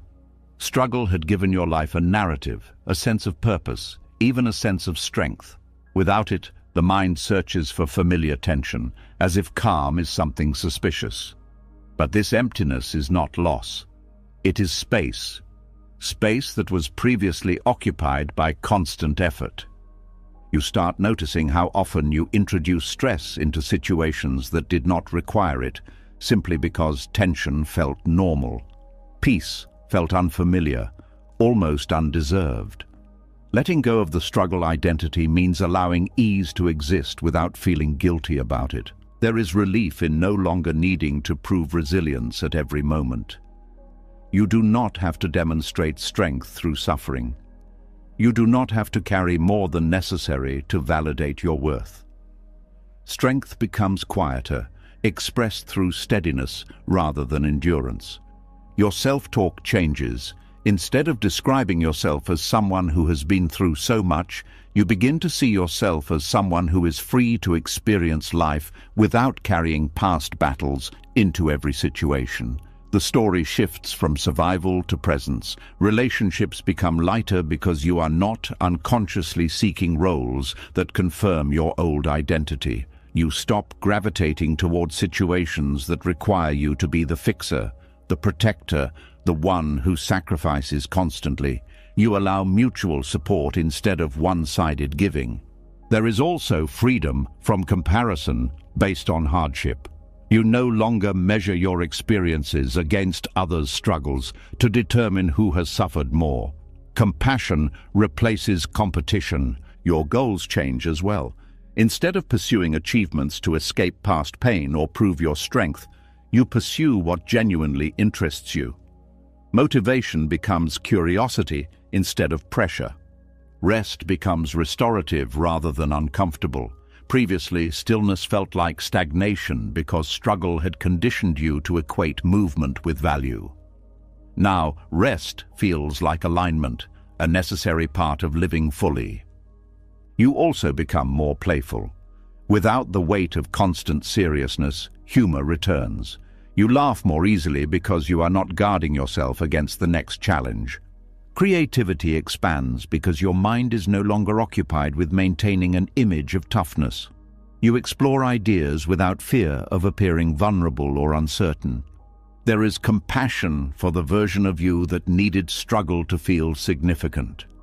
You recognize how that identity protected you during difficult times. Instead of rejecting it, you thank it and allow it to rest. Your body reflects this shift. Chronic tension dissolves because it no longer needs to prepare for battle. Movements become relaxed, breathing deeper, sleep more peaceful. You begin to enjoy success without waiting for something to go wrong. The expectation that calm must be temporary fades. You allow stability to exist without anticipating its collapse. There is also humility in accepting that you do not have to carry everything alone. Asking for help no longer feels like weakness because your identity is not built on independence at all costs. Forgiveness deepens, especially toward yourself. You release the belief that you must keep paying for past mistakes through ongoing struggle. You allow yourself to move forward without dragging chains behind you. Your perception of time changes. Life feels less like a series of battles and more like a continuous unfolding. You stop bracing for impact and start noticing opportunities for growth and connection. There is gratitude for simple experiences that were previously overshadowed by urgency. A quiet morning, a meaningful conversation, a walk without purpose. These become enough. You also become less defensive when others misunderstand you. Without needing to protect an identity tied to hardship, you let go of the need to correct every perception. You know who you are without constant validation. Confidence stabilizes because it is no longer tied to performance. You trust your presence rather than your achievements. This confidence feels calm rather than intense. You notice how much energy becomes available when you stop carrying the past as proof of your strength. That energy can now be used for creation, connection, exploration. There is a sense of renewal, as if you are meeting yourself again without the armor you wore for years. This meeting feels tender but honest. You also become more patient with others' journeys. Recognizing how long it took you to release your struggle identity, you allow others the time they need to do the same. Joy becomes less complicated because it is not filtered through suspicion. You allow happiness without questioning whether you deserve it. Your values clarify. Without the noise of survival mode, you see what truly matters: kindness, presence, authenticity, growth. There is also courage in embracing a softer way of being. Softness is not fragility, it is openness. It allows connection without defensiveness. You begin to trust that life does not require constant hardship to be meaningful. Meaning can arise from love, creativity, learning, service, not just from endurance. Peace settles deeper because it is not interrupted by the need to return to struggle for identity. You allow yourself to exist without tension as your baseline. There is also a quiet pride in recognizing how far you have come, not measured by what you endured, but by how gently you now move through the world. Your future feels different because it is not framed as another battlefield. It becomes a landscape to explore rather than something to conquer. And in that landscape, you discover a version of yourself that was always there but overshadowed by the need to survive. A version that does not need struggle to feel real, that does not need pain to feel strong, that does not need constant effort to feel worthy. This version of you moves through life with calm confidence, grounded not in resistance but in acceptance, not in fighting but in understanding. The identity built on struggle fades quietly, replaced by something lighter, more fluid, more alive. Who you become is not someone new, but someone uncovered, a person who no longer measures life by battles won, but by moments fully lived. As the identity built on struggle slowly dissolved, something else loosened its grip as well. The need to tie every loose end, to resolve every unanswered question, to make every story reach a clean conclusion. You began to see how much energy had been spent waiting for explanations that never came, apologies that were never spoken, outcomes that never arrived. Without defining yourself by what you fought, the urgency to finish every unfinished chapter started to fade. And in that fading, a surprising relief appeared, as if you had set down a weight you did not realize you were still carrying. A quiet discomfort surfaces when you first accept that some things will never be resolved. The mind resists this idea because it prefers complete stories. It wants clarity, fairness, symmetry. But life rarely provides these things in the way you expect. People leave without explaining themselves. Opportunities disappear without closure. Words remain unsaid. Accepting this feels like stepping into uncertainty, yet it is also the doorway to peace. You begin to notice how the demand for closure kept old situations alive long after they had ended. By replaying conversations, imagining different outcomes, or waiting for a final message, you were maintaining a connection to something that no longer existed in reality. Letting go of closure does not erase the past, but it removes the emotional hook that keeps pulling you back. There is freedom in allowing a story to remain unfinished. You stop trying to edit events into something that feels fair or meaningful. You allow them to be exactly what they were: incomplete, imperfect, unresolved. This acceptance softens the sharp edges of memory. Forgiveness becomes easier because it no longer depends on acknowledgement from others. You do not need someone to admit wrongdoing for you to release resentment. You understand that holding on to anger keeps you tied to the situation more than it affects the other person. You also stop searching for hidden messages in silence. When someone does not respond, when an explanation never comes, you no longer interpret it as a puzzle to solve. You accept silence as its own answer, even if it is not satisfying. This shift brings calm to relationships that ended abruptly. Instead of wondering what you did wrong or what could have been different, you allow the connection to exist in memory without dissecting it. The emotional charge decreases because analysis is no longer feeding it. Your attention returns to what is present instead of what is missing. Energy that was spent on unresolved past situations becomes available for current experiences. You feel more engaged with life because you are not mentally revisiting unfinished business. There is also a deeper understanding of human limitation. People act from their own confusion, fears, and blind spots. Not every action is intentional or meaningful. Recognizing this reduces the need to interpret everything personally. Grief transforms when closure is no longer required. Loss remains painful, but it stops being complicated by unanswered questions. You mourn what happened without needing to fully understand it. You start to trust that peace does not depend on resolution. It comes from acceptance, from allowing life to include uncertainty and incompleteness. This trust reduces anxiety because you are not waiting for a final piece to fall into place. The mind becomes quieter because it is not constantly searching for conclusions. Thoughts slow down, making space for clarity and rest. You also become more resilient to future uncertainty. When new situations arise without clear outcomes, you are less disturbed. You have learned that stability does not require complete information. There is a sense of maturity in recognizing that closure is not always a gift others can give you. Sometimes it is something you grant yourself by deciding to stop reopening the past. You begin to appreciate the beauty of open endings. Not everything needs to be defined to be meaningful. Some experiences remain significant precisely because they were incomplete. Self-compassion grows because you stop blaming yourself for not resolving everything.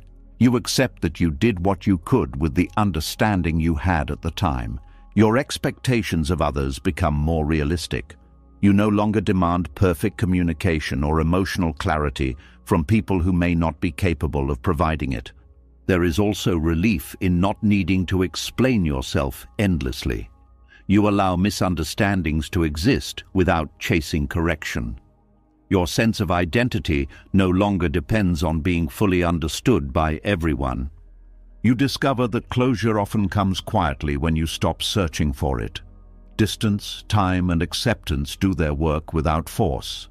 The emotional landscape of your life becomes less cluttered. Old situations fade into the background instead of dominating your thoughts. You also become more open to new experiences because you are not comparing them to unresolved past ones. Fresh connections are allowed to exist on their own terms. Trust in life deepens. You see that even without perfect endings, life continues to unfold with opportunities for growth and meaning. There is gratitude for the lessons learned, even when the story did not end the way you hoped. You recognize that understanding does not always arrive in the form of explanations. You feel lighter because you are not carrying unfinished conversations in your mind. Silence becomes peaceful instead of heavy. There is courage in letting go of the need for final answers. You step forward without certainty, guided by presence rather than resolution. Your sense of freedom expands because the past no longer holds you in place. You move without waiting for permission from memories. Eventually, you realize that closure was never about finishing the story. It was about releasing the need for the story to be different. And when that need dissolves, the haunting stops, not because everything was resolved, but because you stopped resisting what remained unresolved.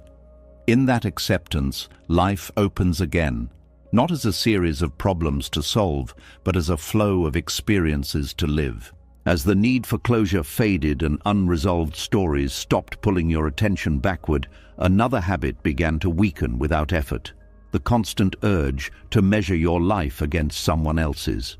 You noticed how often comparison had been fueled by unfinished feelings, by the belief that others had moved on while you were still searching for answers.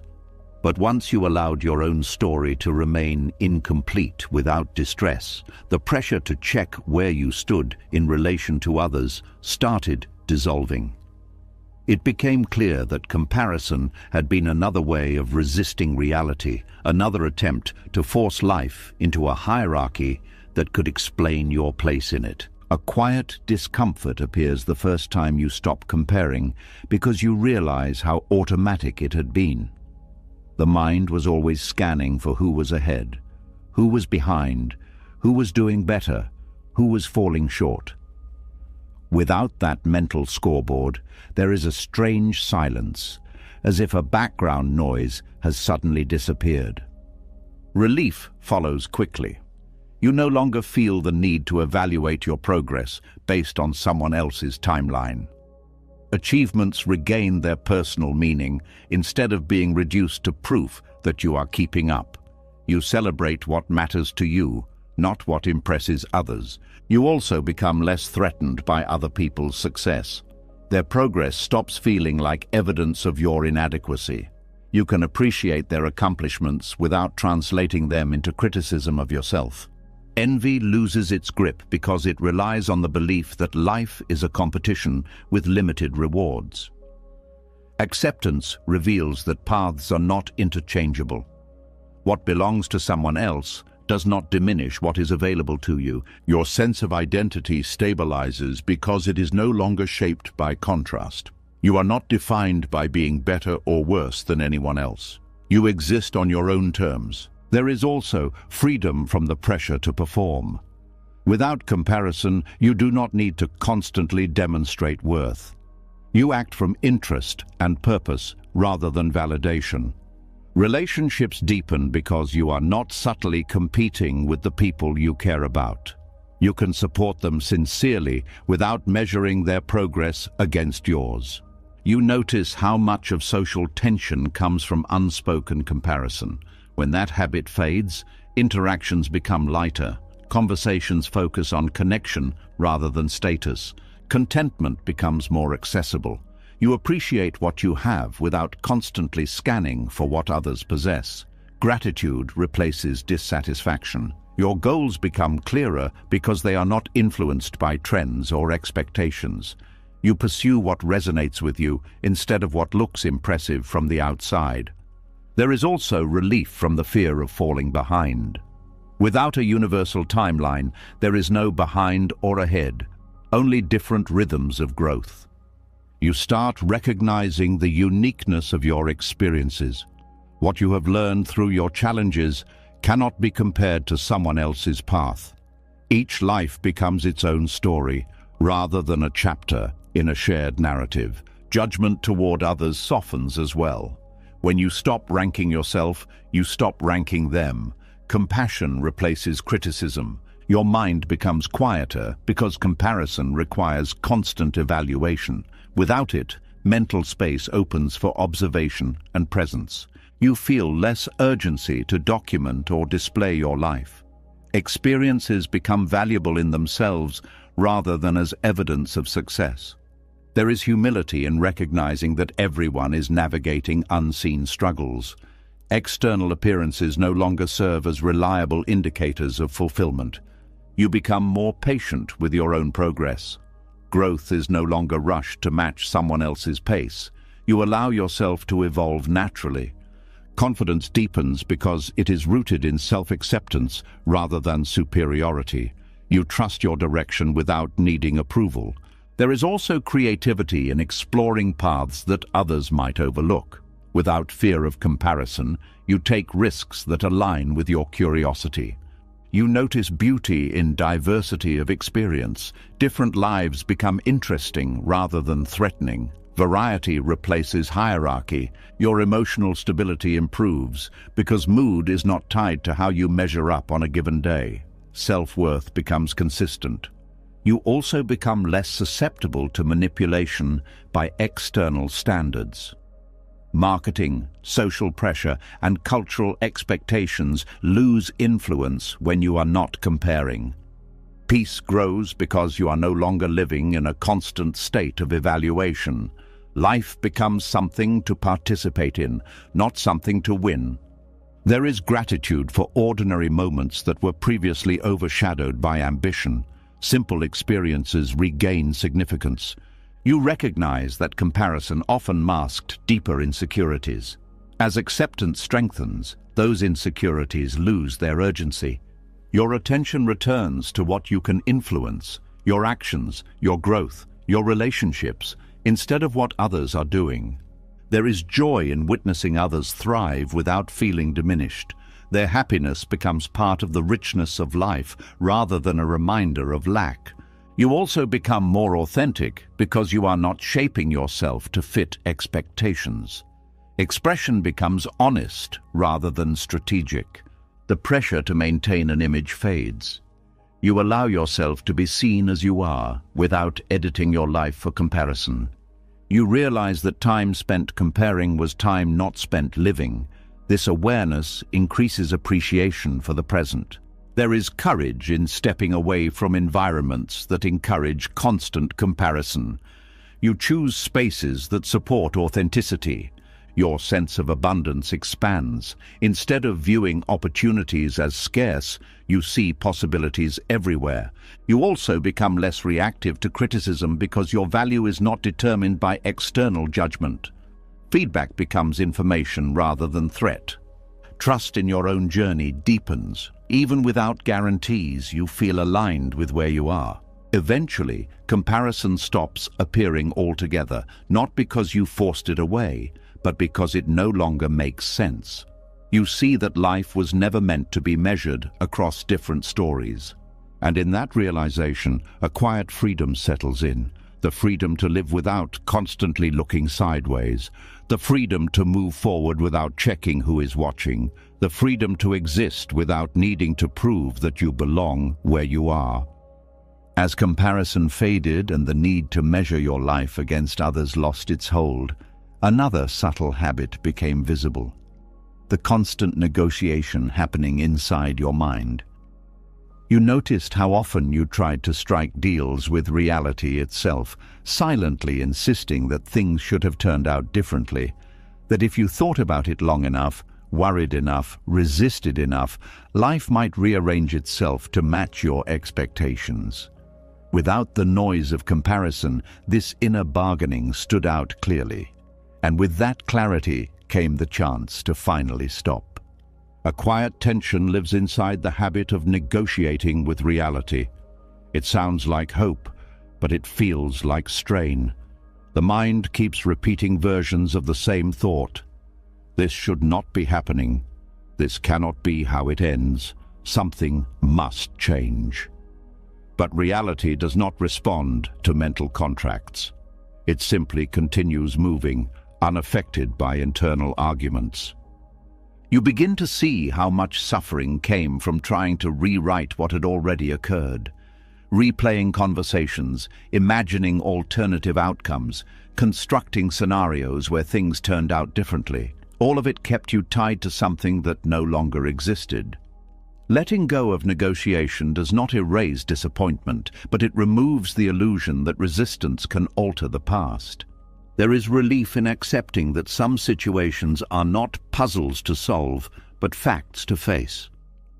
When you stop bargaining, energy that was spent on mental struggle becomes available for adaptation. Instead of asking why this happened, you begin asking what is needed now. You also notice how bargaining extends into the future. The mind promises that if you worry enough, prepare enough, anticipate every possibility, you might prevent discomfort. But this promise is empty. Anxiety does not protect you from uncertainty. It only makes you experience it twice. When negotiation ends, presence returns. You respond to what is happening instead of trying to manipulate outcomes through thought alone. This shift brings a sense of stability because you are grounded in reality rather than speculation. Relationships improve because you stop expecting people to change in order for you to feel at peace. You accept their limitations and decide how to engage with them realistically. This does not mean tolerating harmful behavior. It means seeing clearly instead of hoping endlessly. You also become more decisive. Without waiting for circumstances to align perfectly, you act based on what is available. Action replaces hesitation because you are not holding out for a better version of reality. There is humility in recognizing how little control thoughts have over external events. This humility reduces frustration because you stop expecting the world to operate according to your preferences. Your body relaxes as well. Negotiation creates tension because it keeps you braced against what is. Acceptance allows that tension to release, signaling safety to your nervous system. You start noticing how often negotiation disguised itself as persistence. While persistence can be valuable, bargaining with unchangeable facts only prolongs distress. Wisdom lies in knowing the difference. There is also freedom in acknowledging loss without trying to minimize it. You allow grief to exist without bargaining for its reversal. This honesty deepens healing.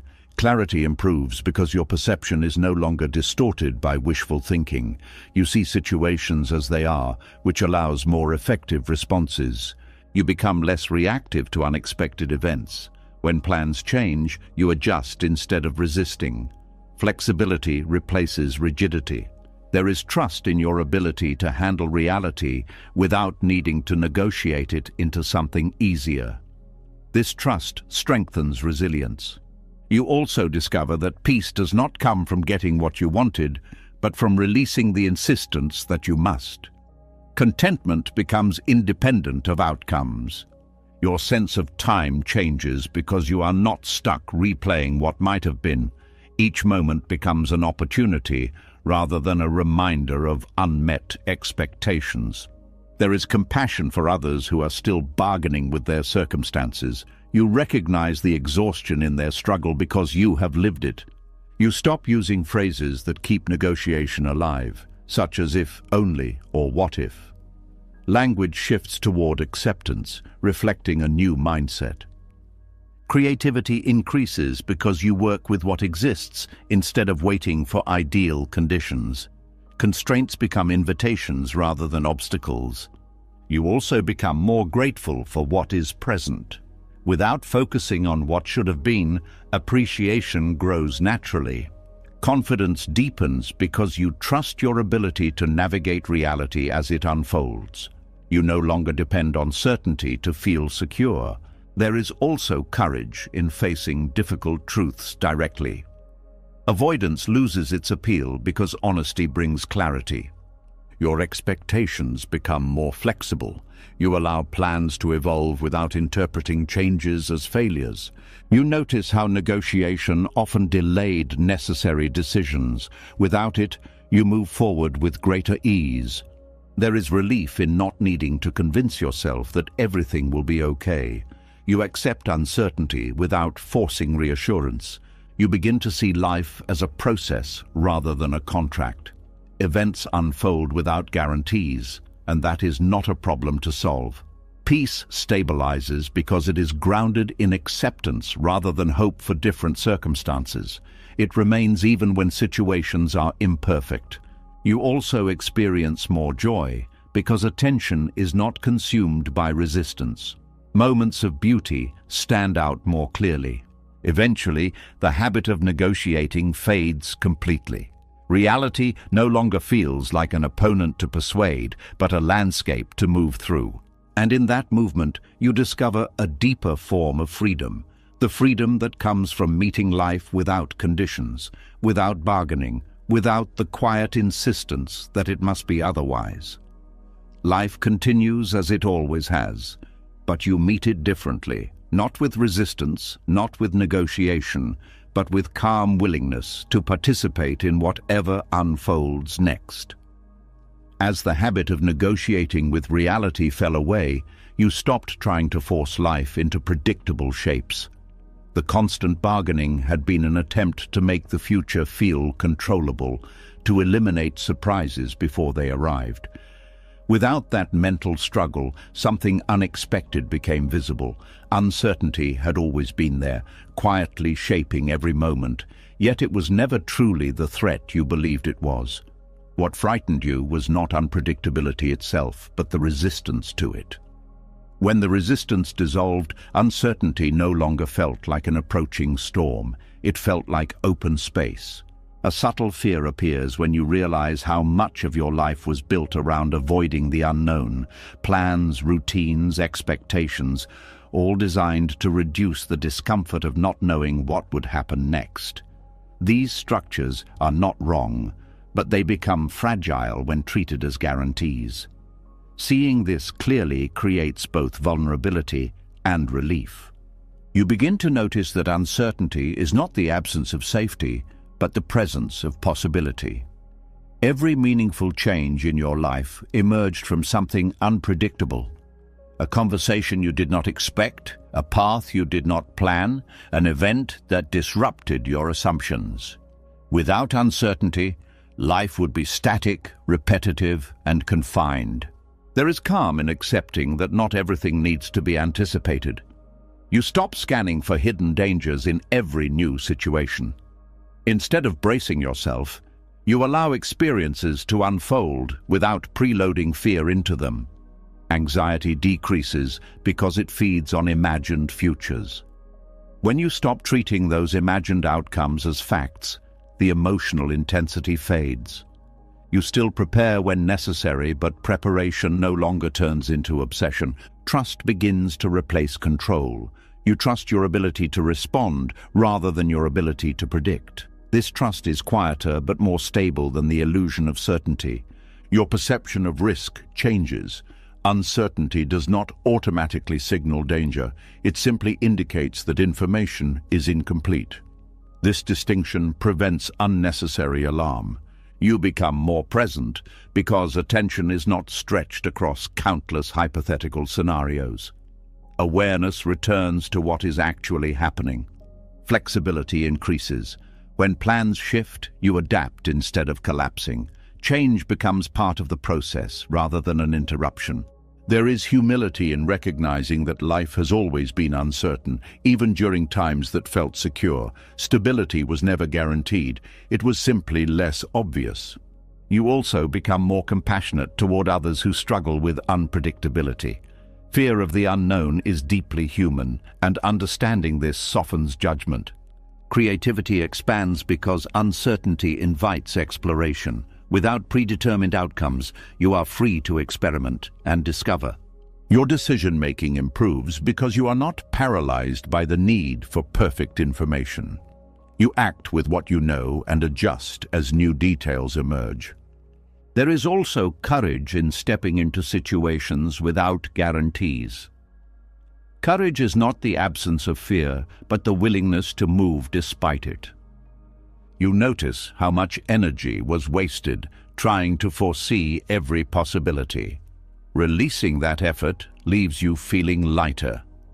Patience grows because you accept that clarity often arrives gradually. You allow time to reveal what cannot be understood immediately. Relationships deepen when you stop expecting predictability from people. You allow them to evolve instead of demanding consistency at all costs. There is gratitude for moments of surprise that bring joy. Uncertainty makes these moments possible. You also learn to distinguish between caution and fear. Caution protects you, fear restricts you. Acceptance allows caution without panic. Resilience strengthens because you are not shattered by unexpected events. You recover more quickly because you did not expect life to follow a rigid script. Your sense of identity becomes less dependent on stability. You remain grounded even as circumstances change. There is a quiet excitement in realizing that the future is not predetermined. Possibility replaces dread. You become more attentive to opportunities that appear suddenly. Without rigid expectations, you recognize potential in unexpected places. There is also relief in not needing to control everything. Responsibility becomes manageable when it is not mixed with impossible demands. You start trusting life's unfolding, not as blind optimism, but as recognition that unpredictability is part of growth. Your emotional range expands. You allow yourself to feel uncertainty without labeling it as negative. Confidence stabilizes because it comes from adaptability rather than certainty. You know you can handle change even if you cannot predict it. You also become less attached to outcomes. Effort matters more than results because results are influenced by variables beyond your control. There is wisdom in understanding that certainty is often an illusion. Even the most carefully planned lives contain unforeseen turns. Peace emerges from this understanding, not a fragile peace dependent on perfect conditions, but a grounded calm that remains even when the path ahead is unclear. You move forward without needing to see the entire road. Each step reveals the next, and that becomes enough. Eventually, uncertainty stops feeling like something to endure and starts feeling like something to live within. It becomes the backdrop of existence rather than a problem to solve. And in that acceptance, a deeper security appears. Not the security of knowing what will happen, but the security of knowing you can meet whatever happens with presence, clarity, and steadiness. Life remains unpredictable, yet you are no longer threatened by its openness. You walk into the unknown not as a victim of chance, but as a participant in a reality that was never meant to be fully controlled. As uncertainty stopped feeling like an enemy and became something you could live with, the constant urgency that once filled your days began to loosen. When you no longer needed the future to arrive quickly so you could finally feel safe, the pressure to hurry quietly faded. You started noticing how often you had rushed, not because life required it, but because discomfort made stillness unbearable. Without resistance to the unknown, time itself felt less threatening, and in that softened relationship with time, a new rhythm began to appear, one that was slower, steadier, and far more natural. A subtle exhaustion becomes visible when you realize how long you have been living as if you were late for something. Even during calm moments, there was a background tension pushing you forward, telling you that you should be somewhere else, doing something more, achieving something faster.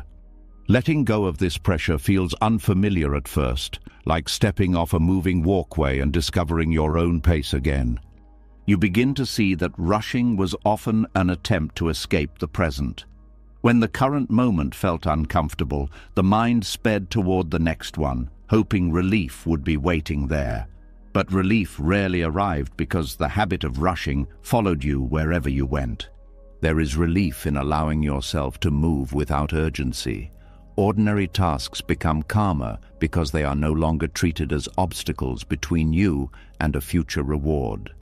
Washing dishes, walking down a street, having a conversation, these experiences regain their texture when they are not hurried through. Your body responds quickly to this shift. Breathing deepens, shoulders relax, movements become less abrupt.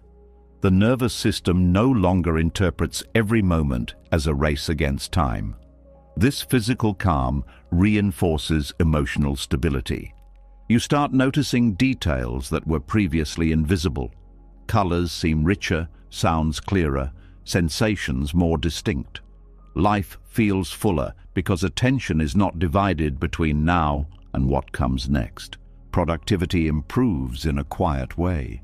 Without rushing, you make fewer mistakes and waste less energy correcting them. Focus replaces frantic effort, leading to better results with less strain. There is patience in waiting that did not exist before. Lines, delays, slow progress.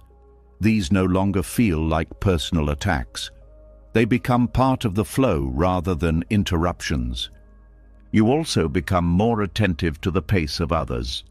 Instead of pushing conversations forward or finishing sentences in your head, you allow people to express themselves fully. This presence deepens connection. Goals remain important, but they stop dominating your sense of worth. You work toward them steadily instead of urgently, trusting that progress does not require constant pressure. Sleep improves because your mind is not racing ahead even while your body is trying to rest. Nights become restorative instead of restless. There is also freedom from the fear of falling behind. Without comparing timelines or rushing to catch up, you recognize that life does not follow a single schedule. Each path unfolds at its own speed. Creativity flourishes when there is space to think without deadlines pressing on every idea. Inspiration often appears in moments of unhurried attention. You begin to enjoy transitions instead of resisting them. Moving from one activity to another becomes smooth rather than abrupt. You allow time for adjustment. There is gratitude for the ability to experience moments fully. You stop postponing enjoyment until after tasks are completed. Joy becomes part of the process instead of a distant reward. Your perception of aging changes as well. Time passing no longer feels like something chasing you. It becomes something you move with rather than against. You also become less reactive to external pressure. When others rush, you do not automatically absorb their urgency. You maintain your own rhythm. Decision-making becomes clearer because it is not rushed by anxiety. You consider options thoughtfully and act when you are ready. There is humility in recognizing that many things unfold beyond your control, regardless of how fast you move. Slowing down aligns you with reality rather than illusion. You start noticing how often rushing created unnecessary stress in relationships. Quick reactions, impatient responses, missed opportunities for empathy, all consequences of living too fast. There is peace in knowing that you do not have to fill every moment with activity. Stillness becomes valuable rather than uncomfortable. You also become more aware of your limits. Without pushing constantly, you recognize when you need rest, nourishment, or quiet. Self-care becomes natural. Your sense of time expands. Minutes feel longer, days more substantial, because they are actually experienced instead of rushed through. There is a quiet confidence in moving deliberately. Others may interpret it as calm authority because it signals that you are not controlled by urgency. You also become more resilient to stress. Without the habit of accelerating under pressure, you maintain clarity even in demanding situations. There is appreciation for simple routines. Repetition becomes soothing rather than boring because you are present for it. You notice that many fears were tied to imagined deadlines that did not truly exist. Releasing them reduces anxiety. Relationships with loved ones deepen because you give them your full attention instead of dividing it between now and what comes next. There is also a sense of alignment with nature. Seasons change gradually, growth happens slowly, cycles repeat without haste. Your pace begins to mirror this natural rhythm. You become more selective with commitments. Without rushing to say yes to everything, you choose what truly matters. There is joy in moving through the day without the constant feeling of being chased by time. You walk, speak, work, rest in a way that feels sustainable. Eventually, the urge to rush disappears almost completely.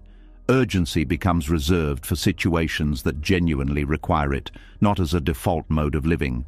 And in that slower rhythm, you discover something profound. Life was never meant to be a race. It was meant to be experienced. When resistance fades, time stops feeling like an opponent and starts feeling like a companion.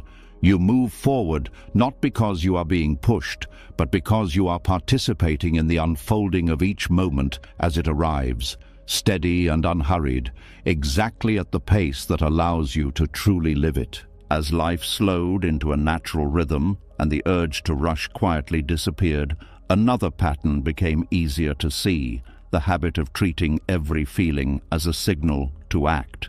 When you were moving fast, emotions felt urgent, almost like commands that had to be obeyed immediately.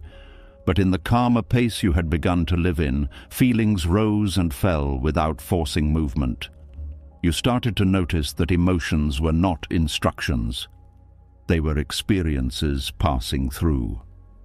And in that realization, restraint stopped feeling like suppression and started feeling like wisdom. A surprising calm appears the first time you allow a feeling to exist without reacting to it. Anger rises, but you do not speak from it. Sadness surfaces, but you do not rush to escape it. Anxiety appears, but you do not immediately search for reassurance. The feeling moves through you like weather instead of becoming the center of your actions. You begin to see how much damage came from reacting in the heat of emotion. Words spoken too quickly, decisions made too impulsively, actions driven by temporary states that faded soon after. Allowing feelings to settle before responding prevents unnecessary consequences. There is strength in restraint that feels different from suppression. Suppression pushes emotions down and stores them for later. Acceptance allows them to be felt fully while choosing not to act blindly. This distinction creates emotional maturity. You also discover that feelings often carry information rather than demands. Fear may signal uncertainty, not danger. Anger may point to hurt rather than injustice. Sadness may indicate loss rather than weakness. When you listen without reacting, the message becomes clearer. Relationships improve because you stop projecting raw emotion onto others. Instead of accusing, you communicate calmly. Instead of withdrawing impulsively, you stay present long enough to understand what is happening. There is freedom in not needing to fix every uncomfortable feeling. Some emotions resolve on their own when given space. Trying to control them often prolongs them. You start trusting your ability to tolerate discomfort. This trust reduces the urgency to escape through distraction, avoidance, or impulsive behavior. Self-respect grows because you act according to values rather than moods. You become someone who chooses responses carefully instead of someone driven by emotional waves. You also become less afraid of intense feelings. Knowing they do not control your actions makes them less threatening. They become part of the human experience rather than something to eliminate. Patience develops naturally. You allow time for clarity to emerge before making decisions. This patience prevents regret. There is also compassion for yourself when difficult emotions appear. Instead of criticizing yourself for feeling a certain way, you acknowledge it without judgment. You notice how much emotional reactivity once drained your energy. By conserving that energy, you feel more stable throughout the day. Your perception sharpens because you are not blinded by immediate reactions. You see situations more objectively, which leads to wiser choices. There is humility in recognizing that feelings are not always accurate reflections of reality. They are influenced by past experiences, stress, and expectations. You become more trustworthy to others because they know you will not react unpredictably. Your steadiness creates a sense of safety in relationships. You also learn that silence can be powerful. Not every emotion needs to be expressed instantly. Sometimes quiet reflection reveals a better way to communicate. Confidence stabilizes because it is not shaken by emotional fluctuations. You remain grounded even when feelings intensify. There is gratitude for the ability to experience emotions without being controlled by them. This ability feels like freedom. You also become more aware of how others are feeling, not to react, but to understand.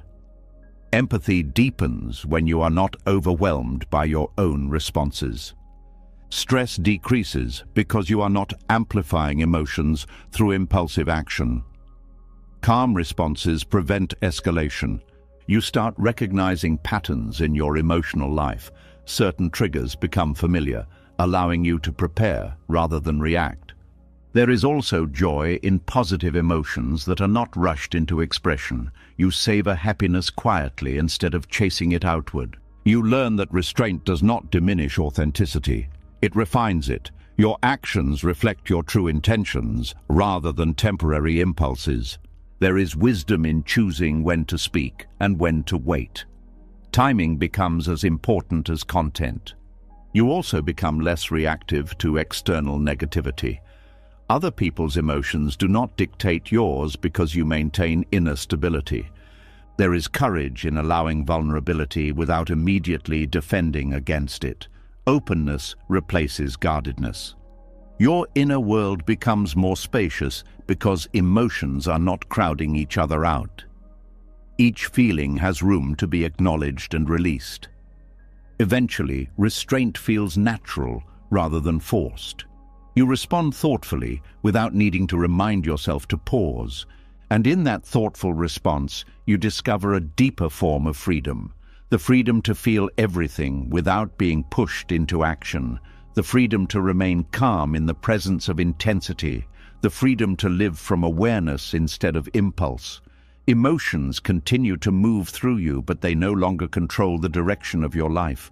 They become part of your experience, not the author of it. As you learned that not every feeling required action, your inner world became quieter.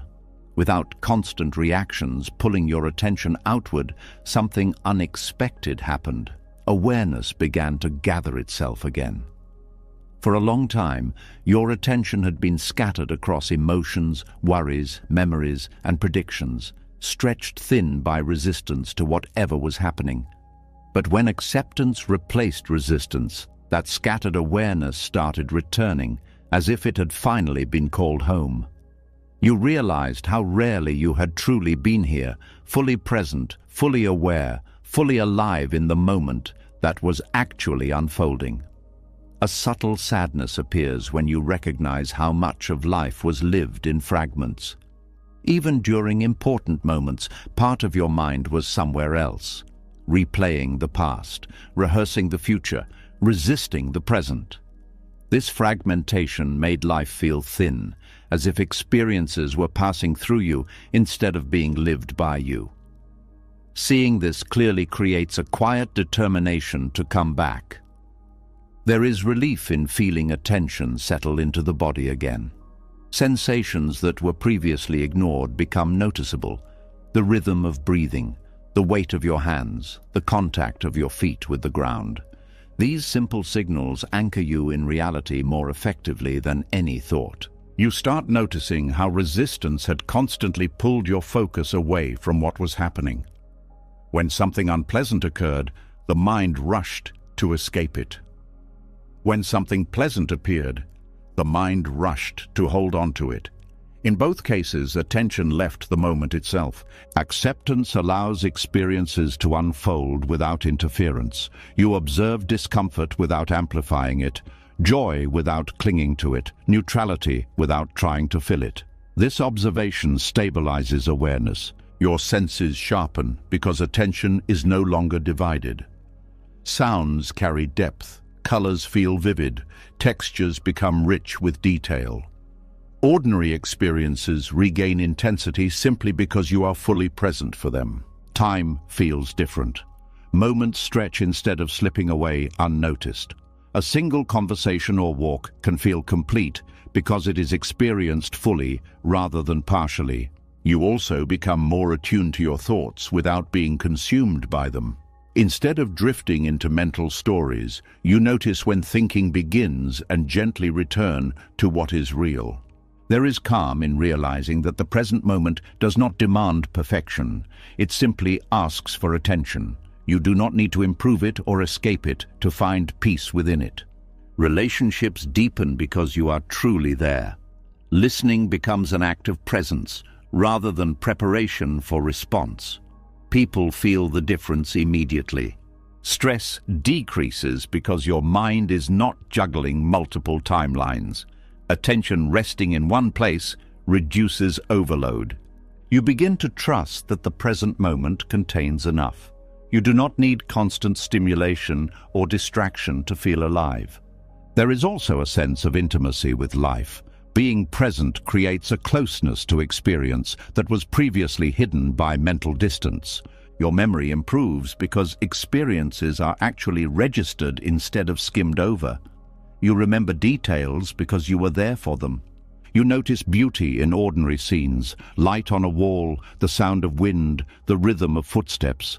These moments were always there, waiting for your attention.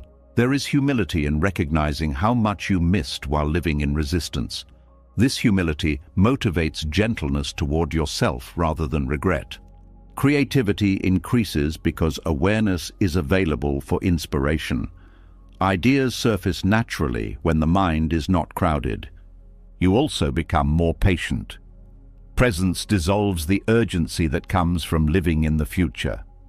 Decision-making improves because clarity emerges when attention is not fragmented. You see options more clearly. There is courage in staying with difficult moments instead of escaping them. This courage builds resilience. Your sense of self becomes less tied to thoughts and more grounded in awareness itself. You experience being rather than constant becoming. There is gratitude for the simplicity of breathing, seeing, hearing, touching, experiences that require nothing but presence. You become less dependent on external circumstances for peace. The present moment is always accessible, regardless of situation. There is also forgiveness for yourself for losing this connection in the past.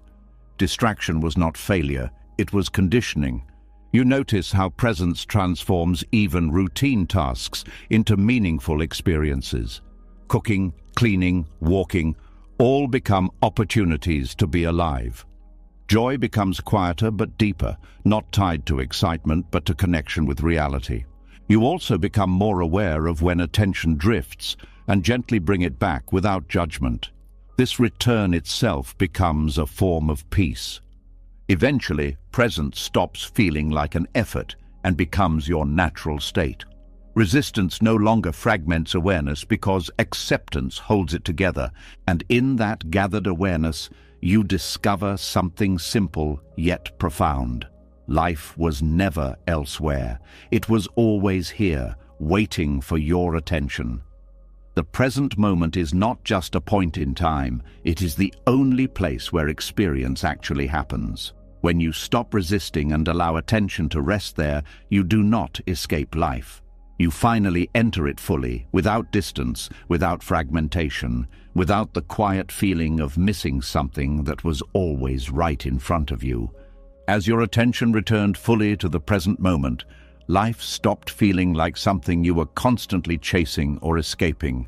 You began to experience events as they unfolded, without the filters of resistance or distraction. In that clear awareness, loss appeared differently than before. It was no longer just a painful interruption or something to interpret as unfair.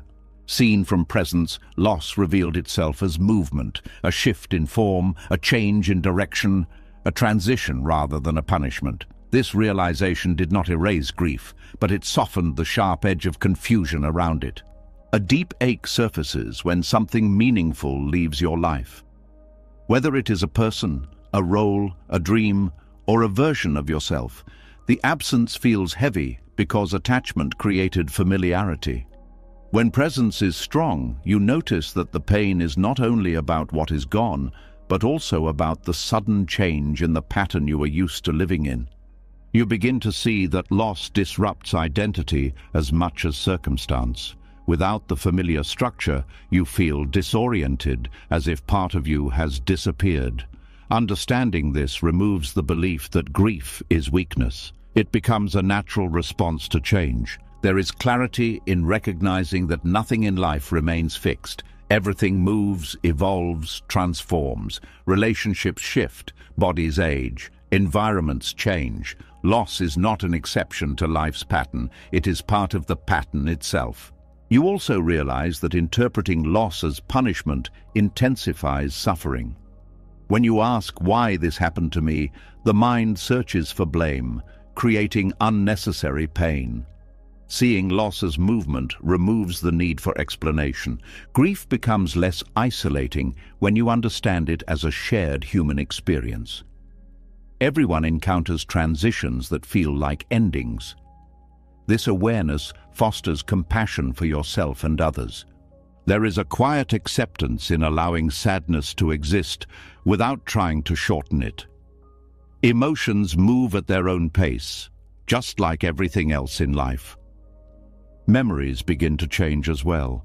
Instead of triggering sharp pain, they gradually carry warmth alongside sorrow. The relationship with what was lost evolves. You notice that loss often opens space for new experiences, even if that space initially feels empty. Growth requires room to unfold, and loss creates that room. There is also a deeper appreciation for what remains. Presence highlights the value of what is still here, reducing the tendency to overlook it. Your perception of time shifts. Instead of feeling that something was taken away permanently, you see that it existed fully while it was here. The experience itself cannot be erased. Forgiveness sometimes arises naturally, not because you forced it, but because understanding replaced resentment. You become more attentive to the impermanence of everything. This awareness increases gratitude rather than fear. There is humility in recognizing that you cannot hold on to life indefinitely. Letting go becomes an act of respect for the natural flow of existence. You also develop resilience. Each experience of loss teaches you that you can endure change without losing your core. Connection to others deepens because shared vulnerability creates authenticity. People relate to you not through perfection, but through honesty. There is a quiet courage in continuing to love despite knowing that nothing lasts forever. Love becomes more precious because of its fragility. Your sense of self becomes less tied to external circumstances. You discover stability within rather than in what surrounds you. You notice how often loss brings clarity about what truly matters. Priorities shift toward meaning rather than distraction. There is also relief in releasing the expectation that life should be free of pain. Accepting discomfort reduces its intensity. You begin to trust that transitions carry lessons, even if they are not immediately visible. Growth sometimes occurs beneath awareness. Hope returns in a quieter form, not as denial of loss, but as confidence that life continues to unfold. You become more present with others who are grieving, offering presence instead of solutions. Silence often communicates more than words. There is appreciation for the resilience of the human heart, its ability to heal while still remembering. You also notice that loss reshapes your perspective, making you more sensitive to beauty and connection. Peace emerges when you stop resisting the reality of change. You allow life to move without interpreting every shift as injustice. Eventually, grief transforms into a form of wisdom. You carry the experience as understanding rather than pain. And in that understanding, you see that nothing truly disappears. It changes form, influence, and place in your life. What was once external becomes internal: memories, lessons, strength, compassion. Life continues to move, and you move with it, not because you have forgotten what was lost, but because you have accepted that movement is the nature of existence itself. Loss no longer feels like a punishment delivered by life, but like a doorway that led you into a deeper awareness of what it means to be human, to love, to change, and to keep living even when parts of your story have closed. As loss stopped feeling like punishment and began to reveal itself as movement, another quiet shift unfolded inside you. The harsh voice that once judged every mistake, every weakness, every moment of vulnerability started losing its intensity. When you were no longer fighting reality or blaming yourself for what could not be changed, the inner critic had less to attack. It had been fueled by resistance, by the belief that life and you should have been different. When acceptance took root, that voice no longer sounded like authority. It sounded like an old habit that no longer matched who you were becoming. A heavy silence appears when the constant self-judgment fades.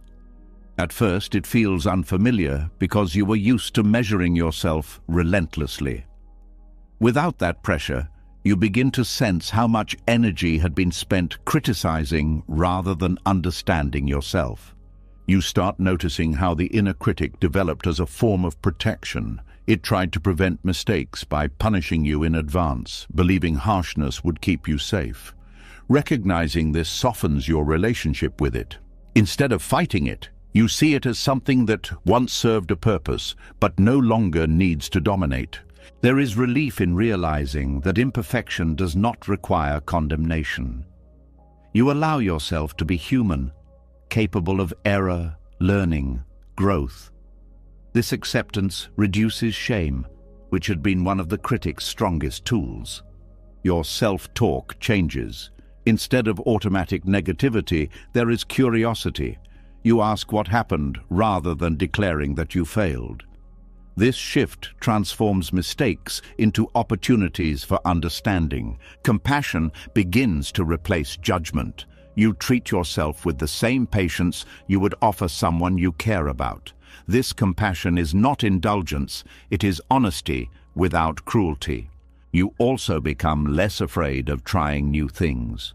The critic often discouraged action by predicting failure.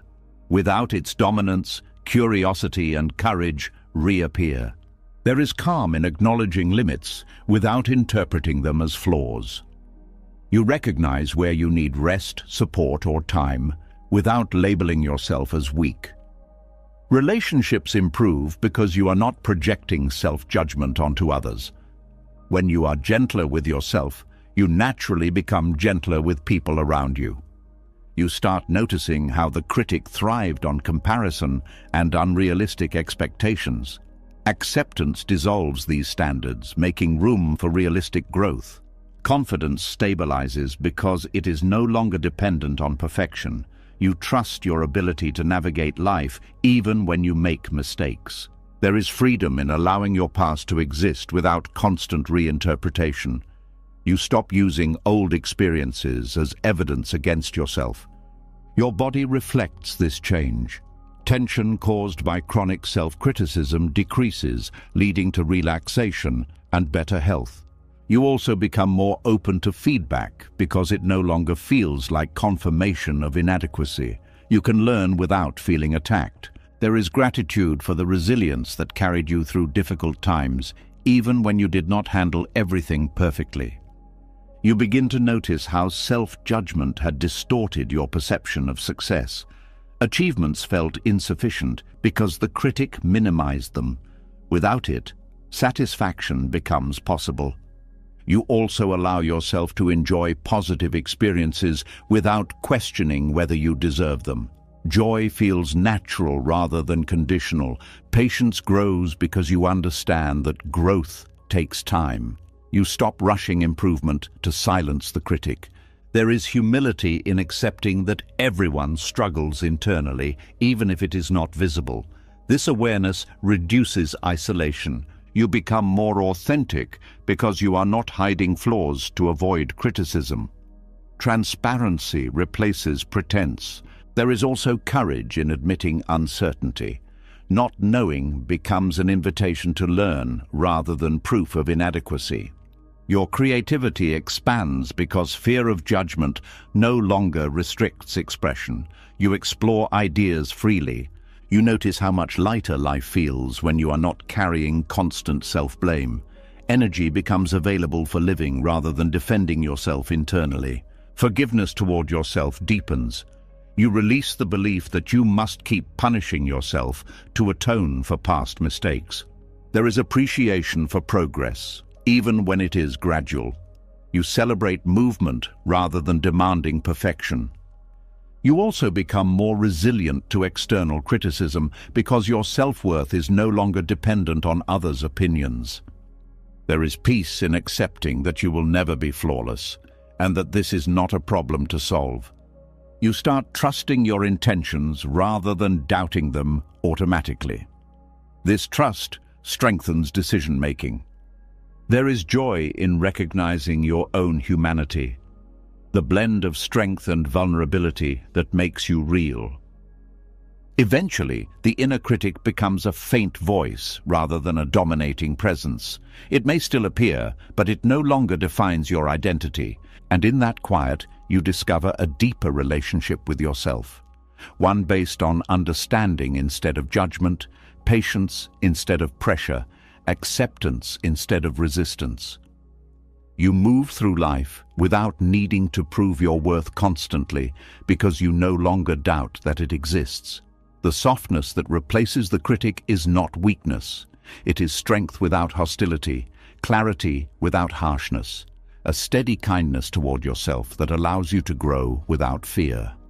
As the inner critic softened and your relationship with yourself became less hostile, silence began to change its meaning. It was no longer filled with accusations, regrets, or anxious thoughts waiting to be heard. The quiet that once felt uncomfortable now felt spacious, almost protective. Without the constant noise of self-judgment, being alone with your own mind stopped feeling like exposure and started feeling like shelter. What used to feel empty slowly revealed itself as peaceful. A subtle uneasiness appears the first time you sit in silence without trying to escape it. For a long time, noise had been a distraction from inner discomfort. Music, conversations, scrolling, constant activity, all ways to avoid facing yourself. When those distractions fade, you meet your own presence directly. At first, this meeting can feel unfamiliar. You realize how rarely you allowed yourself to simply exist without stimulation. But as acceptance deepens, the discomfort softens. Silence stops feeling like something to endure and becomes something to rest in. You begin to notice how peaceful your environment actually is when it is not filled with unnecessary noise. The absence of sound allows subtle details to emerge. Distant hums, natural rhythms, the quiet movement of life around you. Your mind also starts to slow down. Without external input to react to, thoughts lose momentum. They appear, pass, and fade without dominating your attention. There is relief in not needing to perform for anyone. Solitude removes the pressure to maintain roles or identities. You can simply be without explanation. You discover that silence holds clarity. Decisions become easier when not influenced by constant opinions or distractions. Your own understanding becomes more accessible. Loneliness transforms into solitude, a state that feels chosen rather than imposed. You are alone without feeling abandoned. Creativity often emerges in these quiet moments. Ideas surface naturally when the mind is not crowded. You also become more aware of your emotional state. Without noise masking it, you notice subtle shifts in mood and energy, allowing you to respond with care. There is a sense of safety in realizing that you can be with yourself without discomfort. This safety strengthens independence. Relationships improve because you no longer seek constant interaction to avoid silence. You connect with others from desire rather than need. You start appreciating simple activities done quietly: reading, walking, breathing, watching light change throughout the day. These moments feel complete without requiring anything extra. Your nervous system calms because silence signals that there is no immediate threat. Rest becomes deeper. You also notice how many fears were amplified by noise and distraction. In quiet, they lose intensity because you observe them without escalation. Self-trust grows because you rely on your own awareness rather than external reassurance. There is humility in recognizing that life continues peacefully even when you are not actively engaging with it. You are part of a larger stillness. You become more attentive to the silence in conversations, understanding that pauses carry meaning rather than awkwardness. Gratitude arises for the ability to experience peace without needing conditions to create it. You also become less reactive to chaos in the outside world because you know you can return to this inner refuge.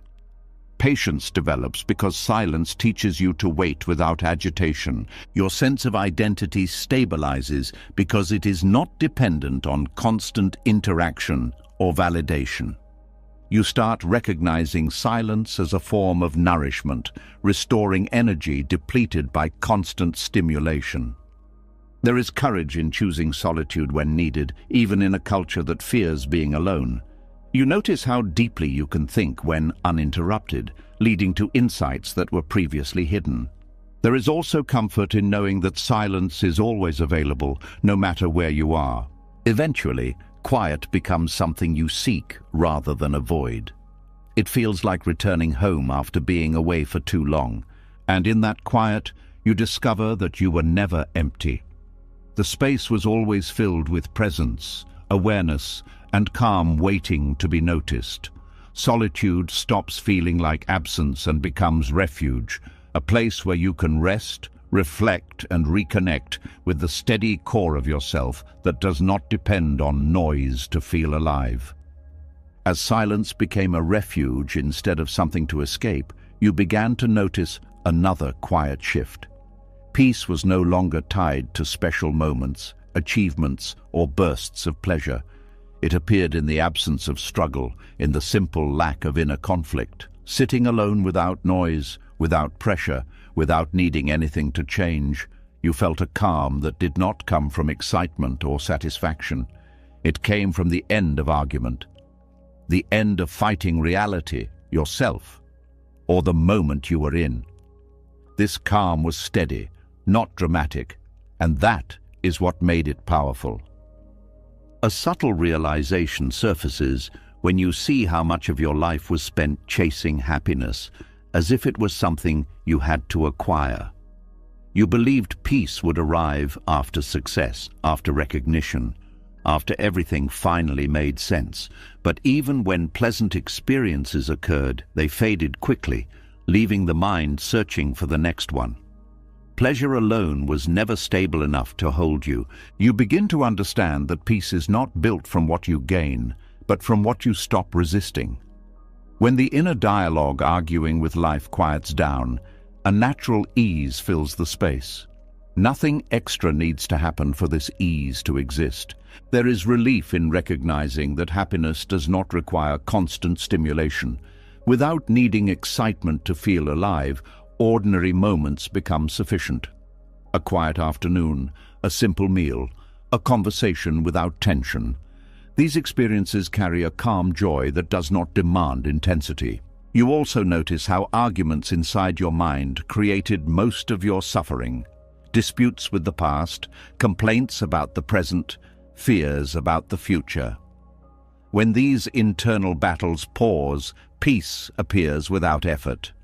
Pleasure becomes something you can enjoy without depending on it. You appreciate good experiences while knowing that their absence does not remove your stability.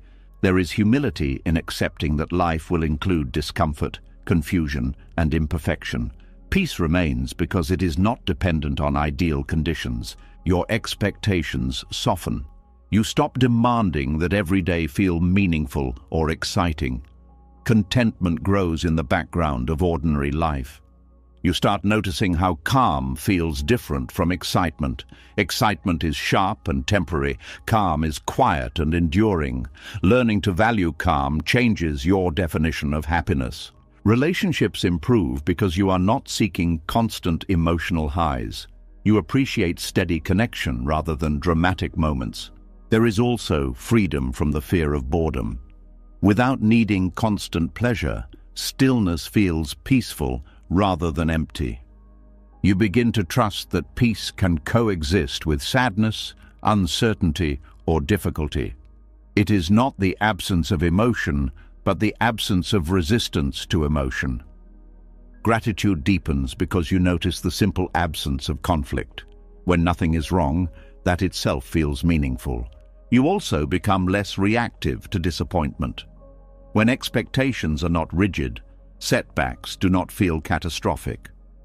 Your sense of worth becomes less tied to achievement. You recognize that being at peace is not something you earn, it is something you allow. There is patience in waiting for things to unfold without forcing them. Time feels less like an adversary. You start appreciating the quiet satisfaction of alignment, living in a way that does not create inner conflict. There is also compassion for others who are still chasing pleasure as a substitute for peace.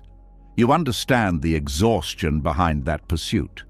Your decisions become clearer because they are not driven by the need to escape discomfort or secure happiness. You notice how much energy becomes available when you are not constantly seeking more. Simplicity becomes appealing. There is joy in small comforts that were previously overlooked. Warmth, light, rest, gentle conversation. You also become more resilient to emotional ups and downs. Stability does not disappear when circumstances change. There is wisdom in recognizing that pleasure can distract from deeper fulfillment if relied on too heavily. Your mind becomes quieter because it is not constantly calculating how to maximize happiness. You begin to feel at home in your own life rather than waiting for something better to arrive. There is also a sense of maturity in accepting that peace is subtle. It does not announce itself, it simply remains. You become less influenced by external pressure to appear happy or successful. Authentic calm replaces performance. Trust in life deepens because you see that peace can exist even when things are uncertain. Eventually, the pursuit of happiness transforms into the practice of acceptance. You stop chasing emotional highs and start valuing stability. And in that stability, you discover a new definition of happiness. not as a peak experience, not as constant pleasure, but as the quiet absence of inner conflict. A state where nothing needs to be different for you to feel at ease. Life continues with its changes, challenges and joys, but you meet it without argument, without the constant demand that it satisfy you. Peace becomes your baseline, not because everything is perfect, but because you are no longer fighting what is. As peace revealed itself as the absence of inner argument rather than the presence of constant pleasure, another hidden belief began to lose its power, the idea that calm had to be earned. For so long, relaxation felt like a reward reserved for after productivity, after responsibility, after proving your worth. Even in moments of rest, there was often a quiet guilt whispering that you had not done enough yet. But once acceptance replaced resistance, you started to see how unnecessary that struggle had been. Calm was not something to deserve, it was something you had been postponing. A quiet tension becomes visible when you realize how difficult it once was to simply stop. Even when there was nothing urgent to do, your mind searched for tasks, improvements, obligations. Stillness felt uncomfortable because it challenged the belief that your value depended on constant effort. You begin to see how deeply this belief was conditioned. Messages about productivity, success, and worth created the idea that rest must be justified. Without realizing it, you treated relaxation as something that required permission. There is relief in understanding that your body and mind were never meant to operate without pause. Rest is not laziness, it is restoration.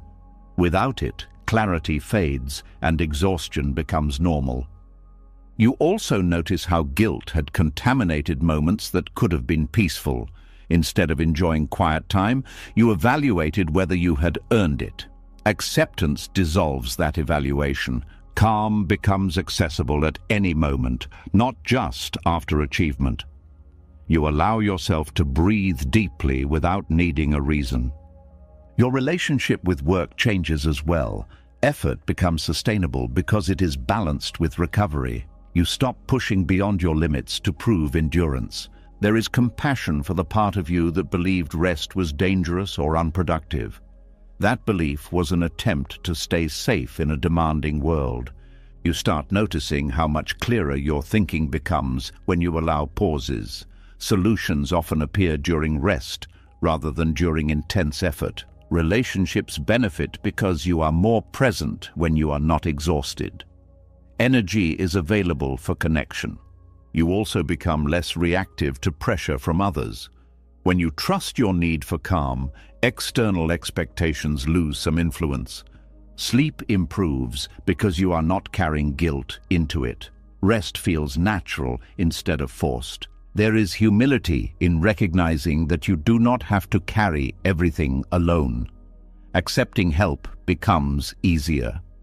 You begin to enjoy simple forms of relaxation, sitting quietly, taking a walk, watching the sky change. These moments feel meaningful rather than indulgent. Your self-worth stabilizes because it is no longer tied to productivity. You value yourself for being, not only for doing. There is courage in setting boundaries that protect your energy. You decline commitments that would push you beyond balance.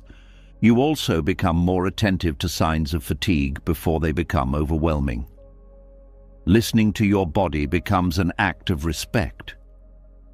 There is gratitude for the ability to slow down in a world that often glorifies speed. You start noticing how rest enhances creativity and insight. The mind reorganizes itself when given space. There is also freedom from the fear of wasting time.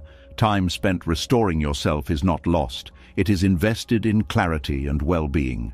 You become more patient because urgency no longer defines your pace. You trust that things can unfold without constant pressure. Your mood stabilizes because you are not operating from depletion. Calm becomes your baseline. You also become more compassionate toward others who are struggling with exhaustion. You recognize the cost of constant striving. There is joy in knowing that peace is available even on ordinary days without special accomplishments. You stop postponing happiness until after everything is completed. Life is lived alongside responsibilities, not after them. Your perception of success changes. Balance and well-being become as valuable as achievement. There is also trust in your ability to return to calm even after stressful periods. You know rest will restore you. Eventually, the need to justify relaxation disappears. You rest because it is part of being alive, not because you have earned it. And in that acceptance, you discover a deeper kindness toward yourself. The understanding that calm was never a prize at the end of effort. It was a foundation you had overlooked, always available, waiting for you to stop postponing it. Life continues with its demands and responsibilities, but you meet them from a place of steadiness rather than exhaustion, knowing that peace does not have to be earned. It only has to be allowed. As the pressure to earn rest faded and calm became something you allowed instead of postponed, a deeper realization began to take shape. Much of your exhaustion had come from trying to control every outcome, every feeling, every direction life might take. You were not just living, you were managing, adjusting, predicting, forcing. When acceptance softened that grip, life stopped feeling like something you had to dominate and started feeling like something you could move with. The tension of control gave way to a quieter role, participation. A strange lightness appears when you stop treating life like a problem to solve. For years, you believed that if you planned enough, anticipated enough, pushed enough, you could eliminate uncertainty. But the more you tried, the more resistance you felt. Letting go of that constant management reveals how much energy had been locked inside effort. You begin to notice that life is already in motion without your supervision. Days unfold, seasons change, people grow, circumstances shift. You are part of that movement, not the force behind it. There is relief in realizing that not everything depends on you. Responsibility becomes balanced instead of overwhelming. You still act where you can, but you no longer carry what is beyond your influence.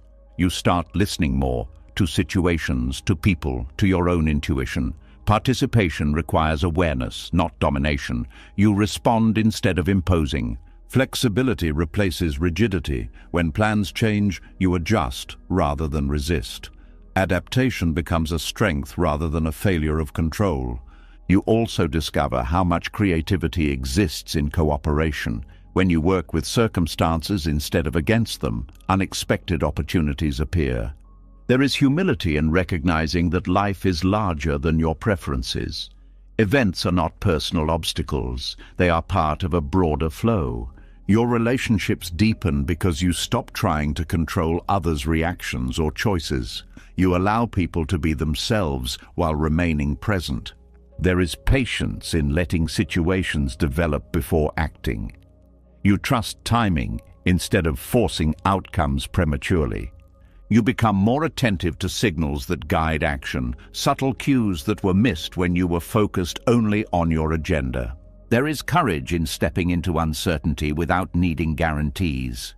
Participation involves engagement without absolute control. You also notice how much tension disappears from your body when you are not constantly bracing for what might go wrong. Your sense of identity shifts from someone who must direct everything to someone who can collaborate with life itself. There is curiosity about what might unfold rather than fear of losing control. The unknown becomes interesting instead of threatening. You begin to appreciate spontaneity. Moments that could not have been planned but become meaningful experiences. There is also resilience in knowing that you can adjust to change because you are not attached to rigid expectations. You trust your ability to respond wisely rather than trying to prevent every challenge. Your decisions become more grounded because they are based on present reality rather than imagined scenarios. There is peace in accepting that some paths reveal themselves only after you start walking them. You stop measuring progress solely by how closely life matches your plans. Growth becomes the ability to navigate, not to predict.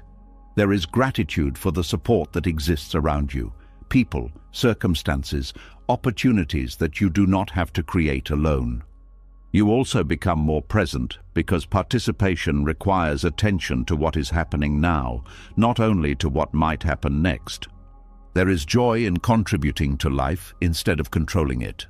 You influence without dominating. You notice how cooperation with reality produces outcomes that feel natural rather than forced. There is also trust that setbacks can redirect you towards something valuable, even if it is not immediately visible. You begin to experience life as a conversation rather than a command. You offer effort, and reality responds in its own way. Eventually, the need to control every detail fades into a quiet confidence that you can move with whatever arises. And in that movement, you discover a new way of living, not as someone struggling to bend life to your will, but as someone engaged in a shared unfolding. You act, adapt, learn, and grow without the constant pressure to dominate outcomes. Life becomes less like a battlefield and more like a current you can navigate. You are no longer exhausted from trying to hold everything together because you are not holding it alone. You are participating in something already in motion, trusting that cooperation creates a deeper kind of strength than control ever could. As you stopped trying to control life and began participating in it, another struggle slowly came into focus. The quiet war you had been fighting inside yourself. Even when you learned to move with circumstances, you still resisted what you felt. Certain emotions were labeled as weakness, others as danger, some as things to hide or eliminate as quickly as possible. But the same acceptance that softened your grip on life now started softening your resistance toward your own inner world. You realized that emotions were not obstacles to overcome, but movements to understand. When you stopped treating them as enemies, they stopped attacking. A tight pressure surfaces when you notice how quickly you used to suppress feelings the moment they appeared. Sadness was pushed down, anger was restrained until it leaked out in other ways, fear was denied. This constant suppression created tension that never fully disappeared. You begin to see that emotions were not trying to harm you. They were responses to experiences, signals from the mind and body indicating that something mattered. Ignoring them did not remove their influence, it only buried it. There is relief in allowing a feeling to exist without immediately reacting to it. You let it move through you without turning it into a problem to solve. You start noticing how emotions have a natural lifespan when not resisted. They rise, peak and fade like waves returning to still water. Your body relaxes because it is no longer holding back energy associated with suppressed feelings. Breathing becomes deeper, posture less tense. There is compassion for yourself in moments of vulnerability. Instead of judging your reactions, you acknowledge them as part of being human. You also become more honest with yourself. Pretending to be unaffected required effort. Authenticity feels lighter. Fear becomes easier to face because you are not fighting the sensation itself. You listen to what it is pointing toward. Anger transforms from something explosive into something informative. It highlights boundaries that may need attention. Sadness deepens your capacity for empathy. By allowing it, you become more sensitive to the experiences of others. Joy becomes more genuine because it is no longer contrasted against suppressed negativity. All emotions exist within the same acceptance. You start recognizing triggers without blaming yourself for them. Awareness replaces self-criticism. There is patience in letting emotions unfold before deciding how to respond. Immediate reaction is no longer necessary. You also notice that feelings often change once acknowledged. Recognition reduces intensity. Your relationships benefit because you express emotions calmly instead of letting them accumulate until they overwhelm you.